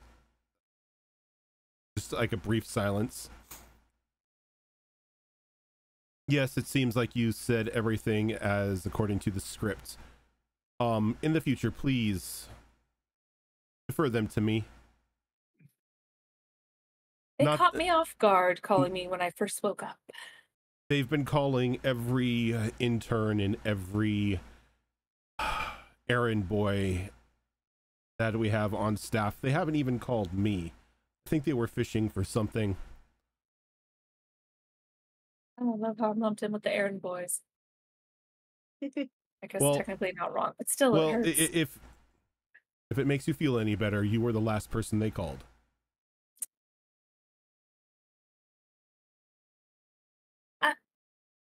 Okay, maybe that does make me feel a little better, but still. You are not on the schedule for today, so just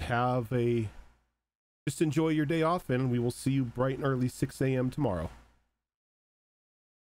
Yep, I'll see you bright and early. Have a good day, Miss Perkins. You as well, Paige. Perkins out. And the phone just hangs up. She's doing the thing where she's like still blow drying her hair, but she's just like doing that far off stare, like, I swear to God. It's like, I'm already done with the day. Just staring at the phone like if you make one more noise. If you make one more noise, I swear. I will smash you to pieces. I swear This to is God, I go- will. You're going through a wall. That's not part of my powers. It's just my rage. You know what? And this is completely up to you, Rojan. I would say, despite the hectic morning, especially with the senator, what would you say it's safe to say I have a stress point at this point? I would say you Ooh. have at least 1 point of stress from the morning. Okay. Actually, we're going to do this. We are going to do this because that was a bit hectic. Can you let me look at the stats here? Need to add stress points on. Give me a charm roll. What is your is charm your D6? It is my D6. Okay, yes. let's go ahead and make this a difficulty of, let's make it 5 because you were caught off guard. Mm. Oh, by Yeah. the way, Louis, Yeah. when you failed that tech roll, you took a point of stress. Oh, ow. Okay. Yeah. Duly noted. Yeah, that feels appropriate for my day. That's a 1. Oh no. You're going to take a point of stress. Don't also remember you have heroic tokens instead of adversity tokens. You get those every time you fail. And you have 2 already at the start of the game. I have 3 right now. But as like you finish getting ready, there's a knock on the door. Be like, who is it? And there's just like a muffled voice. Yeah, it's probably her. Just gonna go over. You open At the this door. point, she's just quickly put clothes You open on. the door and she's got like 2 massive coffees and she's got like a paper bag hanging from her mouth that has probably a couple pastry in there. She's like hands you her coffee and she takes the bag out. Got a couple donuts as well. I know, rough day last night and it sounded like you were going through hell this morning, so figure we can get a little bit of sugar rush before we get the shopping underway. Yeah, I sorry, I'm airing out my stress. She knows what that means. She's like got windows open and everything, and she's like, yeah, I got several calls. One from Mr. Senator Warren. Oh, that So puke good to bag. hear from him again. Yeah, Oh. he's coming to town. Oh yeah, I meant to warn you that he was coming to town. It completely skipped my mind Oh. after, you know, the ant attack yesterday. Look, here's the thing. I can handle him. I can. It's as much as he's a flirt to me, I can handle him as no stranger. Just keeps doing things for me that is sort of advancing me, but at the same time just feels like I just owe him more and more. I don't like that. I mean, we could probably make him disappear.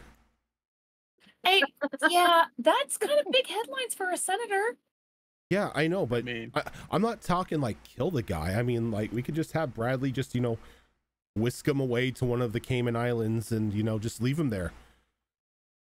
I Wow. still feel like that would be huge press. Not in a good way. I mean, yeah, maybe. It's tempting. It's tempting though. Don't get me wrong. As much as I would love to say yes right away, probably not a good idea. Well, let's put it on the back burner. Yeah. But now let's, you know, not worry about Senator Pussbag and let's, you know, go enjoy a girl's day out on the city. Yes, please. I need the therapy. But, well, she kind of like pulls out like a black Amex card. Let's just Ooh. say Dad is paying for this trip. Oh, thank you, Daddy. All right, let's go.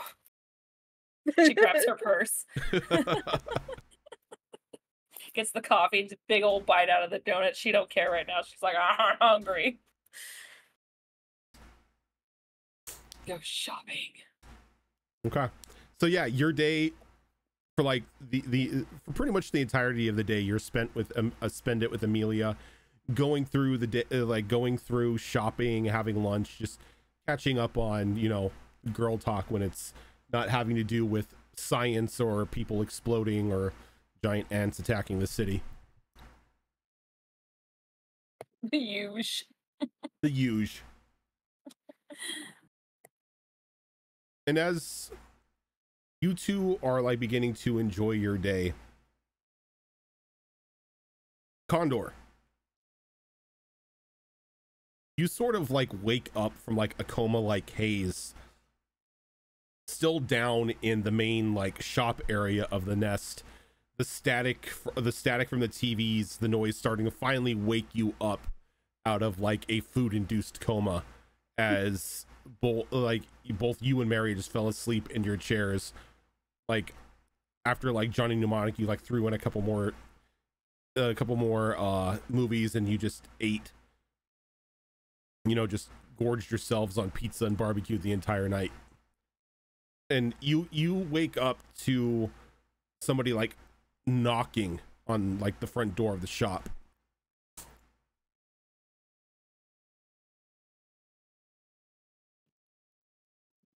Condor probably initially just like kind of turns over onto his side in his chair, trying to ignore the noise, wanting to go back to sleep. But if they're persistent enough, he will reluctantly get up and wander over to the noise, forgetting that he's, you know, in a shop, not just a house. He's like, why is somebody up? Oh, right. This is a store. Kind of. And Holy he- crap, he I have a customer. goes over and opens the door. And he's like, hello? You Condor Whistle Basket? Yeah, that's me.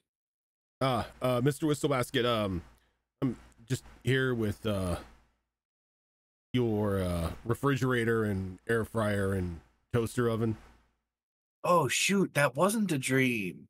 Cool. Hey, Mary, wake up. Huh? The fridge is Huh? here. Oh shit, right, the fridge. She kind of like gets up and there's like a clambering of like old barbecue trays just like all over the place. She gets up and like she's like wiping her hands off with a napkin. Yeah, up this way, guys. Just mind the floor. We had a small party here last night. Just bringing it up. Party of 2. So you look at it and it could definitely have been like 5 or 6 people.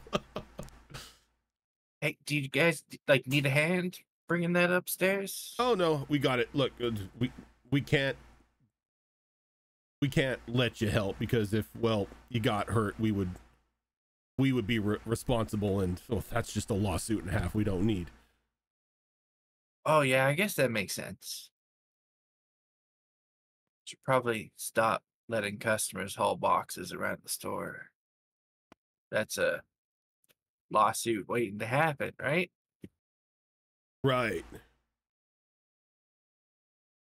They kind of just like kind of weirded out by you, but not really knowing how to make heads or tails, and they like look around the shop and they just get even a more of a confused look because it's just rows of VHS tapes. I mean, is this like a novelty shop or something? No, it's a video store. We sell videos like movies and stuff. I think maybe we got some like TV series in the back somewhere, but mostly movies. VHS? Yeah. I didn't know any of you still existed. I think we're the only one in the city, man. Yeah, I'll have to tell my grandfather about this place. One of those. Yeah, we get a lot of old people in here. One of those, old folks that you don't really adjust well to technology. So they still got they still have the old TVs with the knobs to change the channel and the VHS and everything like that. Yeah, we get a lot of people coming in here with like those all-in-one units where the VCR is built into the TV. Loved those things. Been trying to get my hands on one, but can't find them anywhere. Yeah, I think they only go in museums now. You're right. I should contact the museum. Thanks. And that just gives him an even like bigger confused look, like some guy about to rob a museum for like an old like all-in-one from the 80s. Oh, hey, while you're bringing that upstairs, there's like loads of leftover barbecue up there. Help yourself if you're hungry. They kind of like, yeah, okay. Cool. They kind of go up there, and one of them's like, holy shit, he wasn't lying. There's a ton of barbecue up here.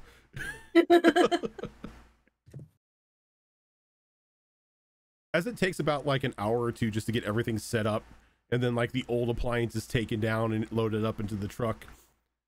He's like, okay, Mr. Whistlebasket, just go ahead and sign here, and he just points to the dotted line. Sign my name, my actual name. And he just tears off like your copies, like, all right, you should be all good to go. Water line, everything sucked up to the fridge, should be making ice. Give it a couple hours. Cool. Did Mary pay for this already? Like it's all good? Everything has been paid for and signed. We just have to come Nice. drop it off. You're a rock star, Mary. Yeah, it's good that I can, remember your debit card number. Yeah, like I've been saying, you should just like hold on to it for me because, I'm going to lose it one of these days. You've lost it multiple times, Condor. Yeah. That's why I like to get an extra one from the bank. And she kind of sits there. It's like, I'm not sure if they let you do that. Oh, they don't like it. But I think they just do it to get me out of the bank. Sure. Right? It's like when you have more money than God, they just do it. It's like they yes, like we can look go. at Condor and they're like, what is this hipster second card? And they see the bank account's like, yes, anything you need, sir. Right away, sir. Yes, sir. Right away, sir. He's like, okay, I gotta run home. I gotta freshen up and everything like that. It's Sunday. We're not even open on Sundays, so do what you need to get out of here for a bit. Go see this city. Maybe get some new appliances. You know, do something. Yeah, maybe I'll like go to the park or something. Yeah, park works. Are you sure it's Sunday? Are you sure we don't open on Sundays? Condor, we've never been open on Sundays. You call this your rest day. Oh, okay. Cool. Yeah, let's do that then. Let's rest. I love how she's like the toned down version of Miss Whoa, Perkins. Yeah. It's like, okay, I'm gonna go freshen up and everything. I'm gonna go get coffee and whatever. You know, get some fresh air. Go to the park. Do something. Yeah. Yeah, I'll just be, like around. Okay. And she like, there's just like a bit of an awkward silence, and she's like, "Okay, bye." This is peak Condor. He's gonna go upstairs and take off his dirty work shirt and put on a slightly less dirty work shirt, and then head out of the shop and just start wandering down the sidewalk. Okay. Just wandering, seeing where his feet take him. Yep. Okay. So as you wander off, and just do your bit of a Sunday stroll. Louis, Yes, sir.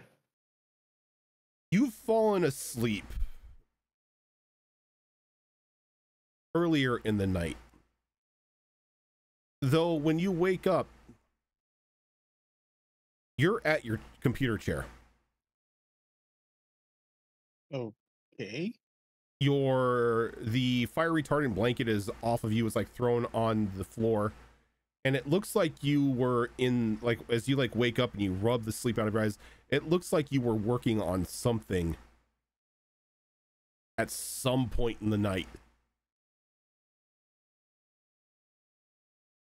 I'm gonna check my file history and see if I was just sleep coding.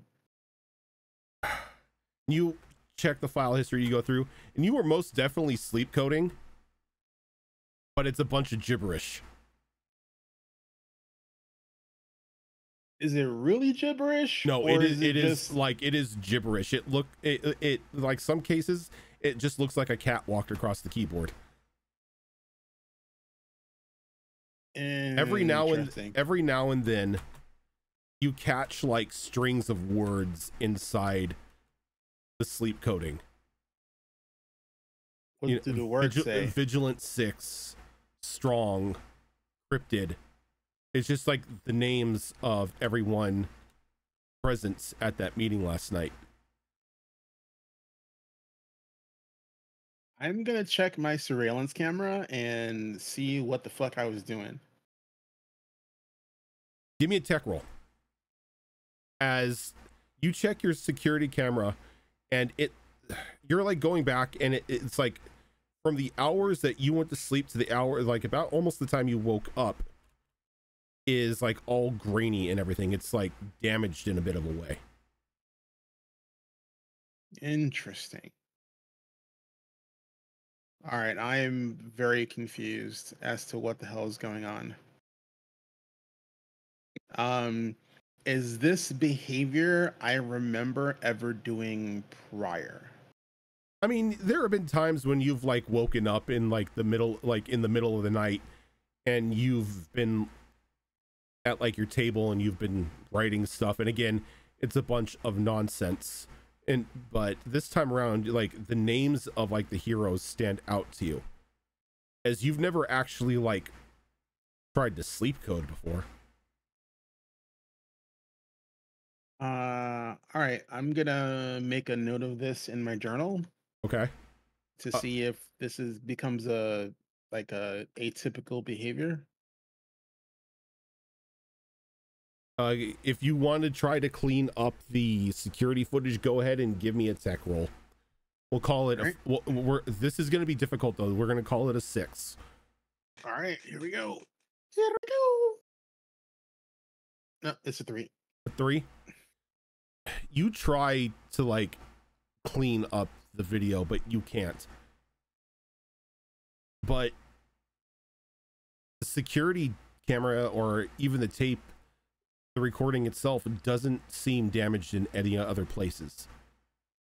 As you go back from the time you wake up till like recent, clear as day.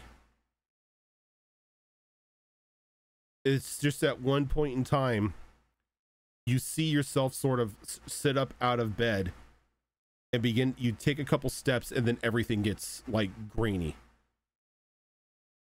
And Alright, it stays like that interference stays for hours. I am gonna say Louis has standard data retention, like 6 months, because he operates his computer life like he would a real data center. Mm-hmm. So he's not gonna do 7 years because that's insane. But For a college dorm. yeah, but I mean, so he's gonna just he's gonna punch in he's gonna analyze the grainy video and just punch in on warehoused video and see if that just comes across anywhere else, and he's just gonna run it as a background process. Okay. Like, he's not going to actively look at it. He's just going to, see if it pings in any of his archives, and then he'll come back and check on it if it does. Okay. So as you set up that process, what are your plans for your Sunday? Sunday, he's going to hop into the shower, do a couple of calisthenics. He's going to check his email to see if he got any updated contracts or any advisory updates to his existing contracts, because he works as a freelancer, Mhm. but he does most of it remote. Though it's Sunday, he's not going into the office unless an emergency happens. And then he's just gonna take his his scooter and just scoot around the neighborhood. He'll probably hit an arcade. He digs arcades, so he'll probably hit an arcade and then hit the quad and just do some reading. Okay. He's a simple boy. Simplicity is the best thing. As you're doing that, Frankie, Yes. what are you doing this morning? Most likely sleeping. As long as I can. Probably waking up at around 10. Because that's like the time that she normally wakes up, because she has a lot of late nights. So usually she would hang out with Gemma and stuff, but right now Gemma's Gemma's out and about on her own. out and about and on her own, so she just heads down and checks to see if Anthony's around. And he is, and he's sort of like tuning up one of the guitars.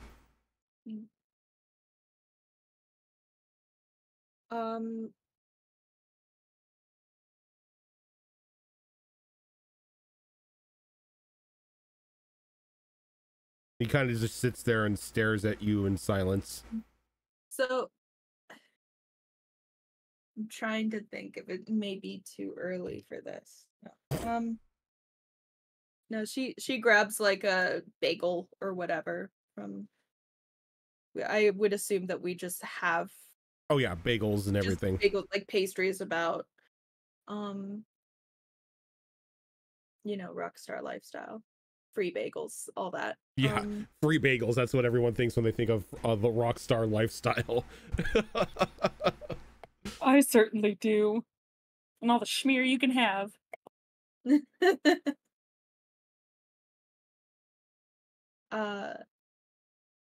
So I go and I sit down next to Anthony and like just go I so something happened and I need brotherly advice. You're not pregnant, are you? Ew. No. Okay. God, no. Ew. And that's a fair question when you start a conversation like that. It is. Who the Very hell much. starts a conversation like that? I just sat down. So you were there when I swore off dating. I vaguely remember that, yes. You fucker. No, she's just thinking it was like this like huge part of my life of like heartbreak, like her actual first heartbreak being like a huge part of her life, and then her brother's like, yeah, I kind of remember. But she's like, how do you start dating again? How do you know if you're ready? He kind of like looks at you. I don't know. Well, bye. He's like, Frankie, hold on. Look, I've never had a serious relationship in my life. Like, dating just happens with me. I don't even understand it, but Well, that makes two of us. I don't understand it either.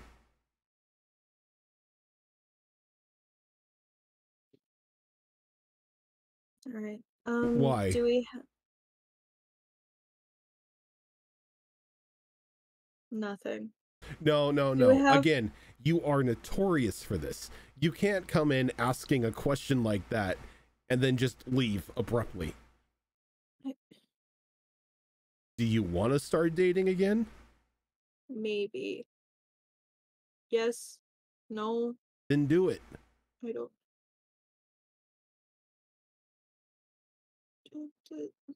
Look, I'm not the greatest when it comes to,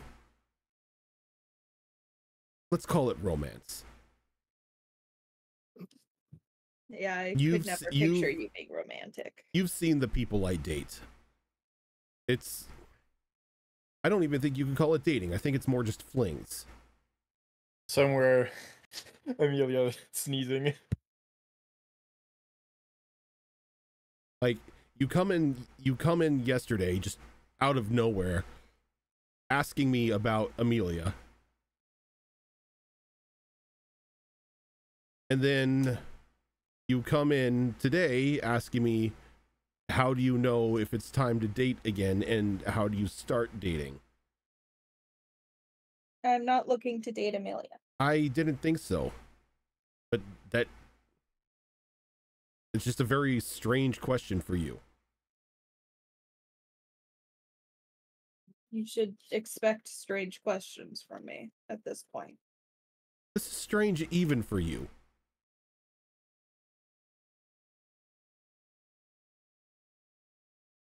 It makes it worse that I don't have Gemma here to translate. You know words are hard for me. Yeah. As you put it, that's why you're the drummer. Yup. You have I the superpower to control things with sound waves, and you're the drummer. I hit things with stick. I don't wanna.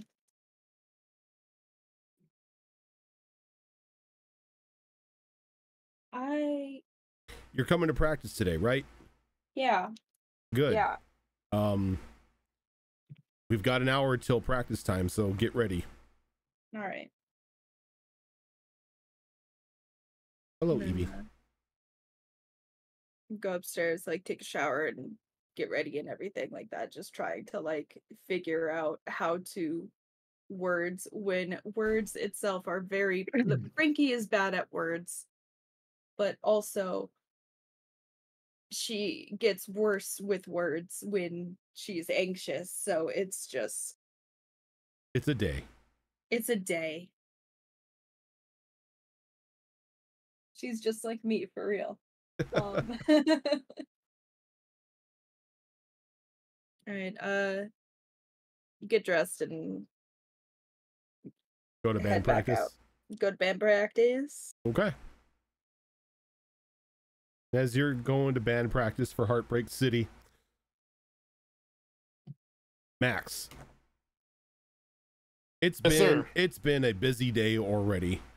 Yeah, it's Yeah. been Already, you've had a couple phone interviews with news stations inquiring about why, or inquiring about your condition after yesterday's giant ant attack, and your thoughts on the Vigilant Six saving the day.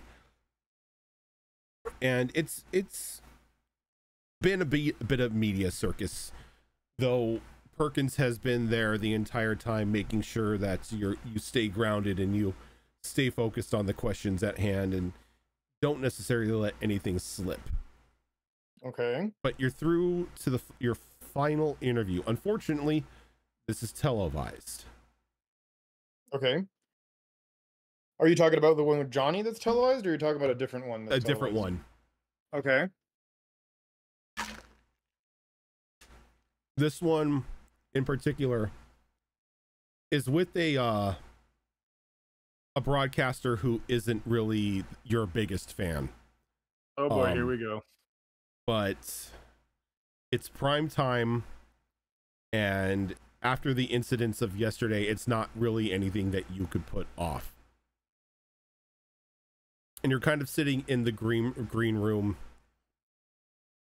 waiting for the call from the production team to like come onto the sound stage and everything, and Perkins is back there with you. And the broadcaster that you are speaking with today is a very anti quote unquote vigilante individual. He thinks that any of these metahumans that have shown themselves should technically be rounded up by the government and not necessarily experimented on, but used to find a cure for their conditions. And his name is Rodney Schultz.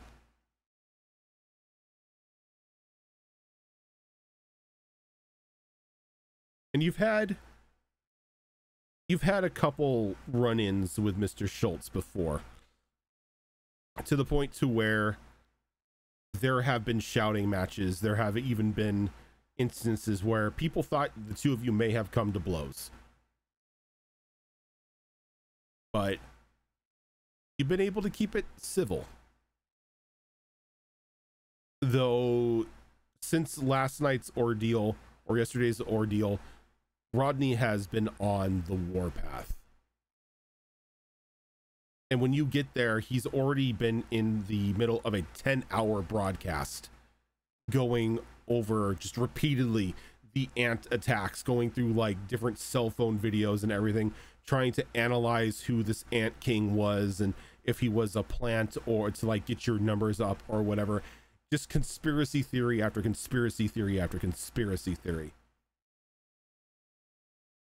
Okay. And Perkins is like, okay, Maximilian, he is going to be low blowing. I know. He's going to be going below the belts all day. I know you want to wring his neck. Oh, I want to wring his neck. But we can't have you punching his lights out on broadcast. So don't fly off the handle too much. Stick to the talking points, and we can get through this. Whatever you do, don't pull the mic and leave, because he'll take that as a victory, and he will. We don't need that. You can see Max has an evil smile that's slowly just creeping across his lips. Yeah, Zoro, that's what I see is like the whole Commander Shepard thing, punching the reporter. Yup. Yup. Yeah, y'all know exactly Do where it. he's headed Do with it. this, but Shepard anyway. did it. Yeah, We'll see what happens. We'll see what happens, but yes. your punch will crack a skull inward.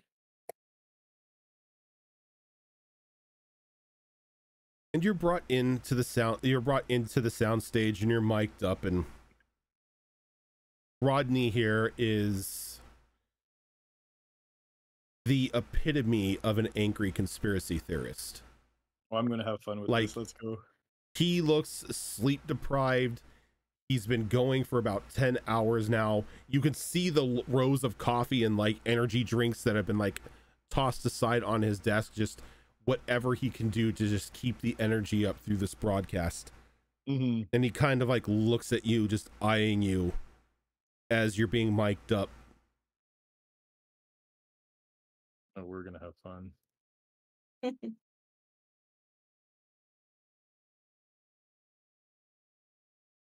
And as they mic you up, they leave away.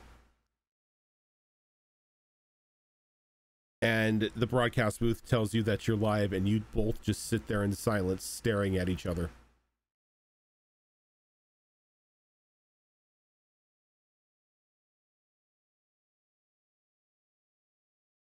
Senator. Rodney, my boy, good day. Happy to see that you're in peak health after the unfortunate incident yesterday. Oh, a That's- couple of cuts and bruises from being, right up front where it all happened, but, nothing to keep an old senator like me down. Indeed, yes. Which is why I brought you here today. Actually, where were you when that was happening? Didn't see you in the crowd. Hiding in a bunker, I'm sure. I was at home with my family having a family barbecue, celebrating Founders Day. Ah, like a good citizen. I'm proud to hear it. Right. It just seems to be a bit convenient when you coming up to give a speech in an upcoming election year, and just sort of miraculously this giant ant-writing maniac attacks. Oh, And all that the news can speak of is your health and the well-being of you and your staff, when they don't mention the hit the city infrastructure took. Main Street is going to take weeks to repair. Costing the that's because they taxpayers how completely much? knew that I cooked up the ant in my basement. Obviously, my good friend. We both know I have magic powers and I can make an ant grow the size of a building. Let's not be facetious here, Senator. I'm not saying you yourself cooked it up. No, So then- something like that would take years of research and doctorates in radiological science to grow something that big. No, I'm wondering if one of your lackeys did something like that. Boost the ratings. Oh, Sorry. and then I'm once sorry. again, the Vigilant Six just miraculously show up when this happens. They apparently were all in attendance for your speech, which leads me to believe that they're in your pocket. Right.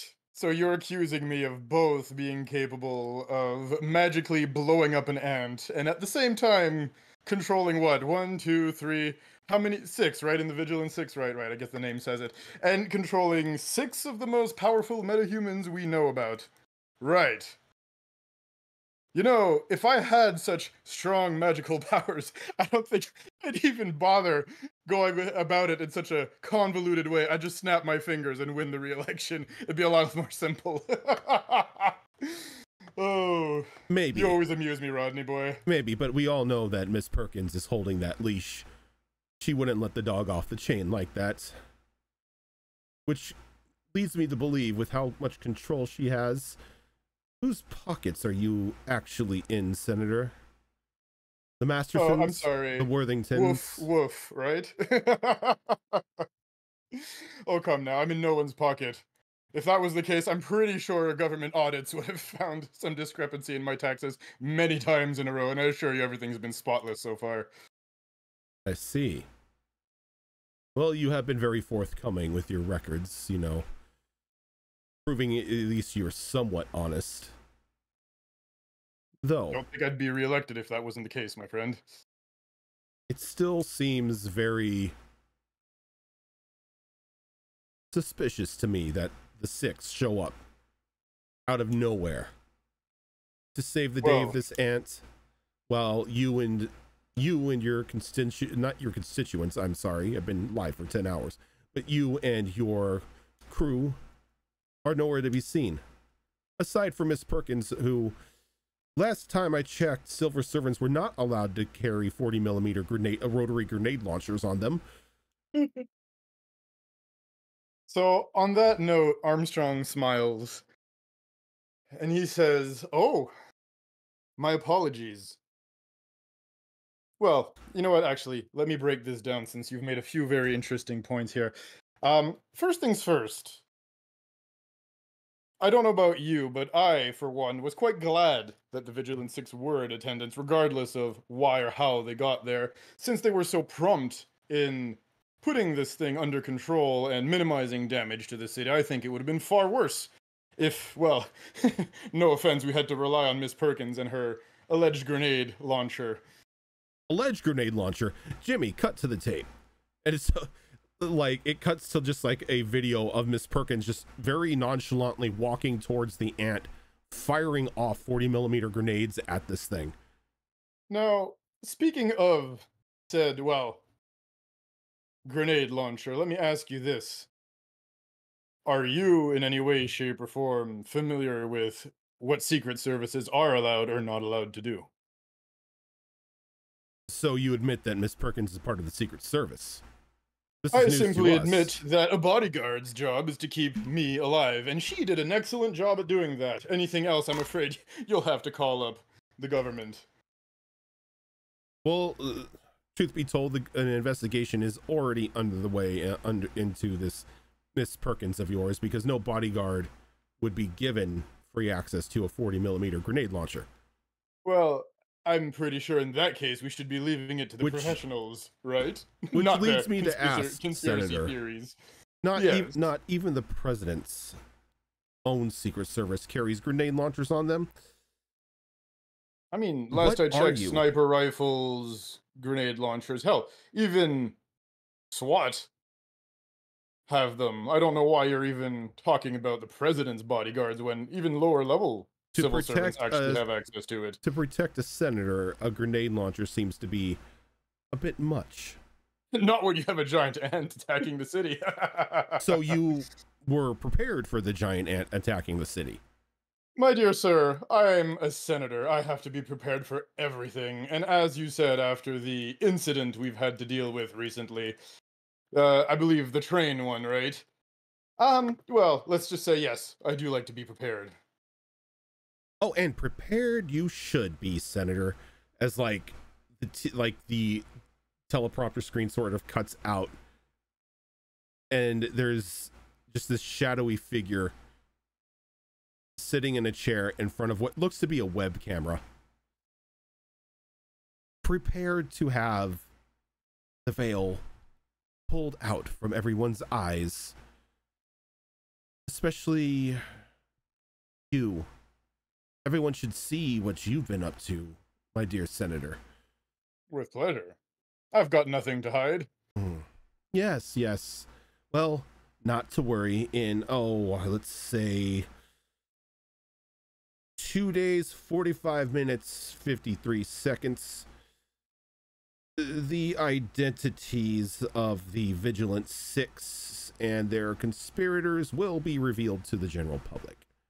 Oh, Unless- as usual, Roddy, my boy, you're No, great this with isn't Roddy. sensationalism. This isn't Roddy. This is somebody who was popped up on the teleprompter. Oh, okay. Different person saying that.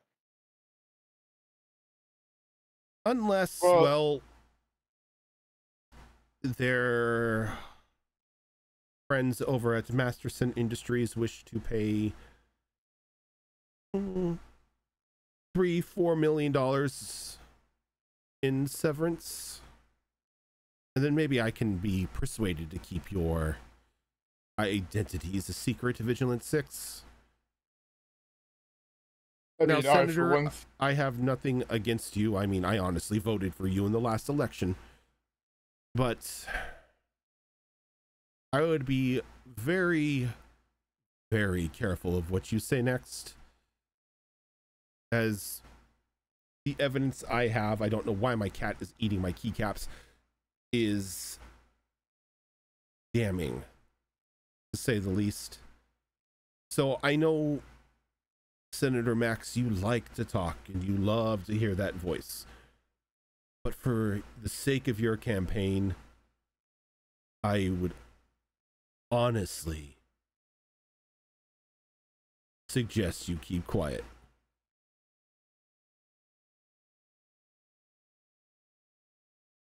Now,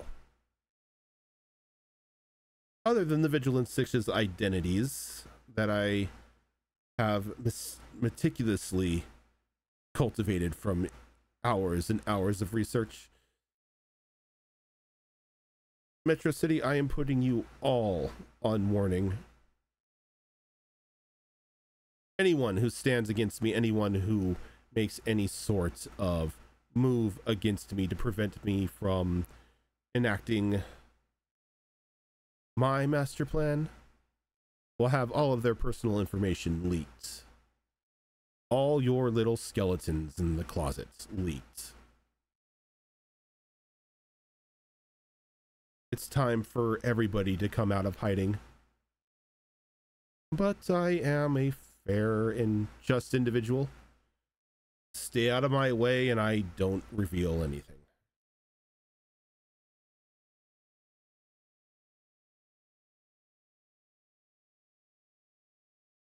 He kind of looks over. Rodney. Rodney, you're a loudmouth. You're a conspiracy theorist. I do not like you. Not to mention you're a cheat.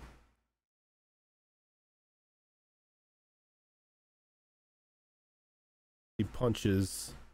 You can hear a bunch of keys pressing as everybody's cell phones start going off throughout Metro City. As everyone's phones are now filled with information about Roddy. His illegal accounts, the bribes that he's taken for spewing conspiracies, the criminal organizations that he himself works for. Ooh.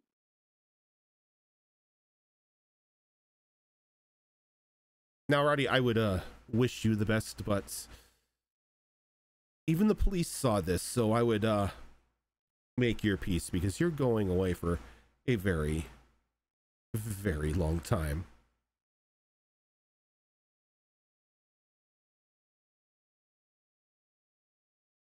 Now, Metro City. Let's hope I don't have to cross any of your other paths. Vigilance 6, I'll be in touch.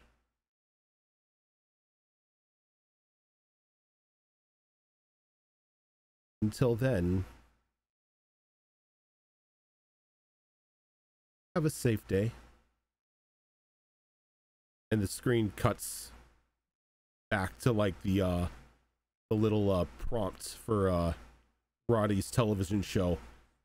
And there's like just a very shocked look at everybody from like the production crew and everything as they're looking at their phones, and they're kind of like looking up at Roddy as he is just now ghost white. As a few moments later, the studio door is kicked in and a police task force comes in, arrests him, and takes him away. Did they get that on camera? Oh, it's all on camera. Hell yeah. I feel like we're all watching this. And then as this happens, everybody's who's watching, except for like Max and them, because they're in the production studio, but everyone who's near a TV, that individual pops up again.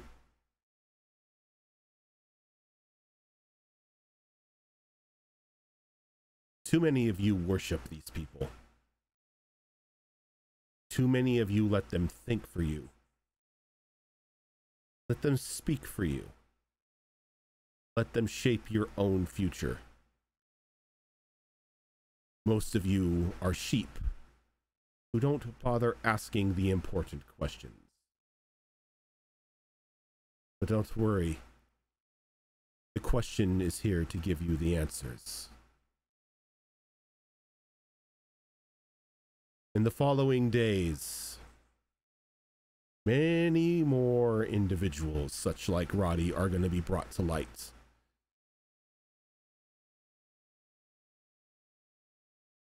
It's time to clean up the rats.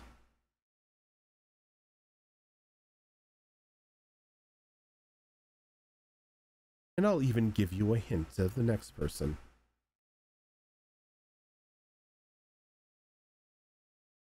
I am the voice of millions of individuals. One that echoes through its streets. Like the morning rooster, I roused you from your beds.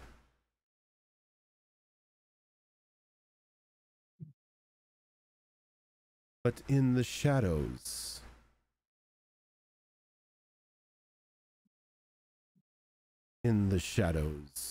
is where I truly lie.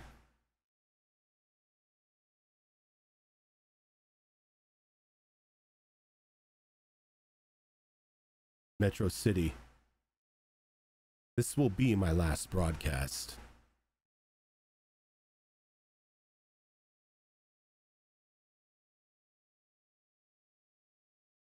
Who am I? What am I? 2 days. And he cuts out. You even touch Johnny Jordan. How dare you? How dare you, sir?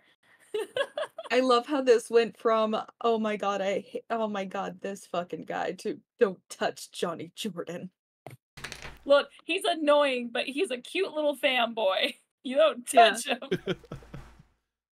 And then that is where we are going to end for this week. Oh my god, we have the Riddler. We're facing the Riddler. Basically. Yeah. Oh lordy. Fuck, does he know our shit already? Get out. Get out. We're calling him Shadow Man. This is alias right now. Shadow Man. No. Shadow Propaganda, man. He's gonna be Shadow called Man. the Snitch from now on. The snitch. The Yeah, I mean, snitch. honestly, that's how you get something to like bring a supervillain down is like completely take away a lot of their powers and a really cool name. So like the question, it's like, no, you're the snitch. No, you're the Right? snitch. You're the snitch. Like You're the Ant The King. Tattletale. Right. Yeah, The Tattletale. like the Ant King. You had the one ant, and you didn't even really have control over that one. But it was a really big ant. It was a It was giant really fucking big ant. It was a big ant. First of all, thank you very much. It had a name. Yeah. Percival, the giant ant that you guys completely Poor destroyed. We did. Sorry, Percy. Sorry. But that, We were not nice yeah, to Percy. so that will do it for us here. We will be back in 2 weeks for another episode of Vigilant 6. Coming up on Monday is a rather important episode of Destiny Forge Campaign 3 as you're going into tier 2 of a boss fight. And it's going to be brutal. You thought the mechanics were sort of bullshit in the first part. Wait till you see the second part.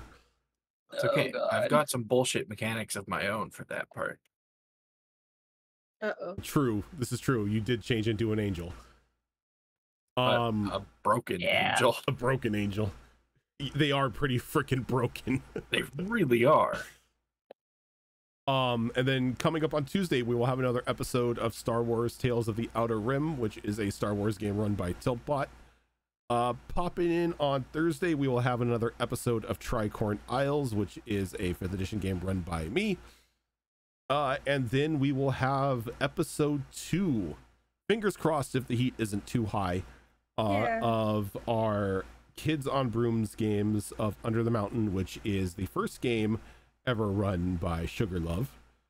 Yeah, I'm really hope to get back into it. Last week didn't really work out much because I had the plague, and but I'm over it now, and it's just praying that the heat does not destroy my computer. Yes. And during this time. And then we will be coming back on Saturday with another episode of Wayward Wanderers, which is a Pathfinder 2 Extinction Curse campaign run by Azarin. And yes, Rosa, we do have Behold Lore coming up sometime soon. I need to speak to Zorro and Fox about when we want to do that.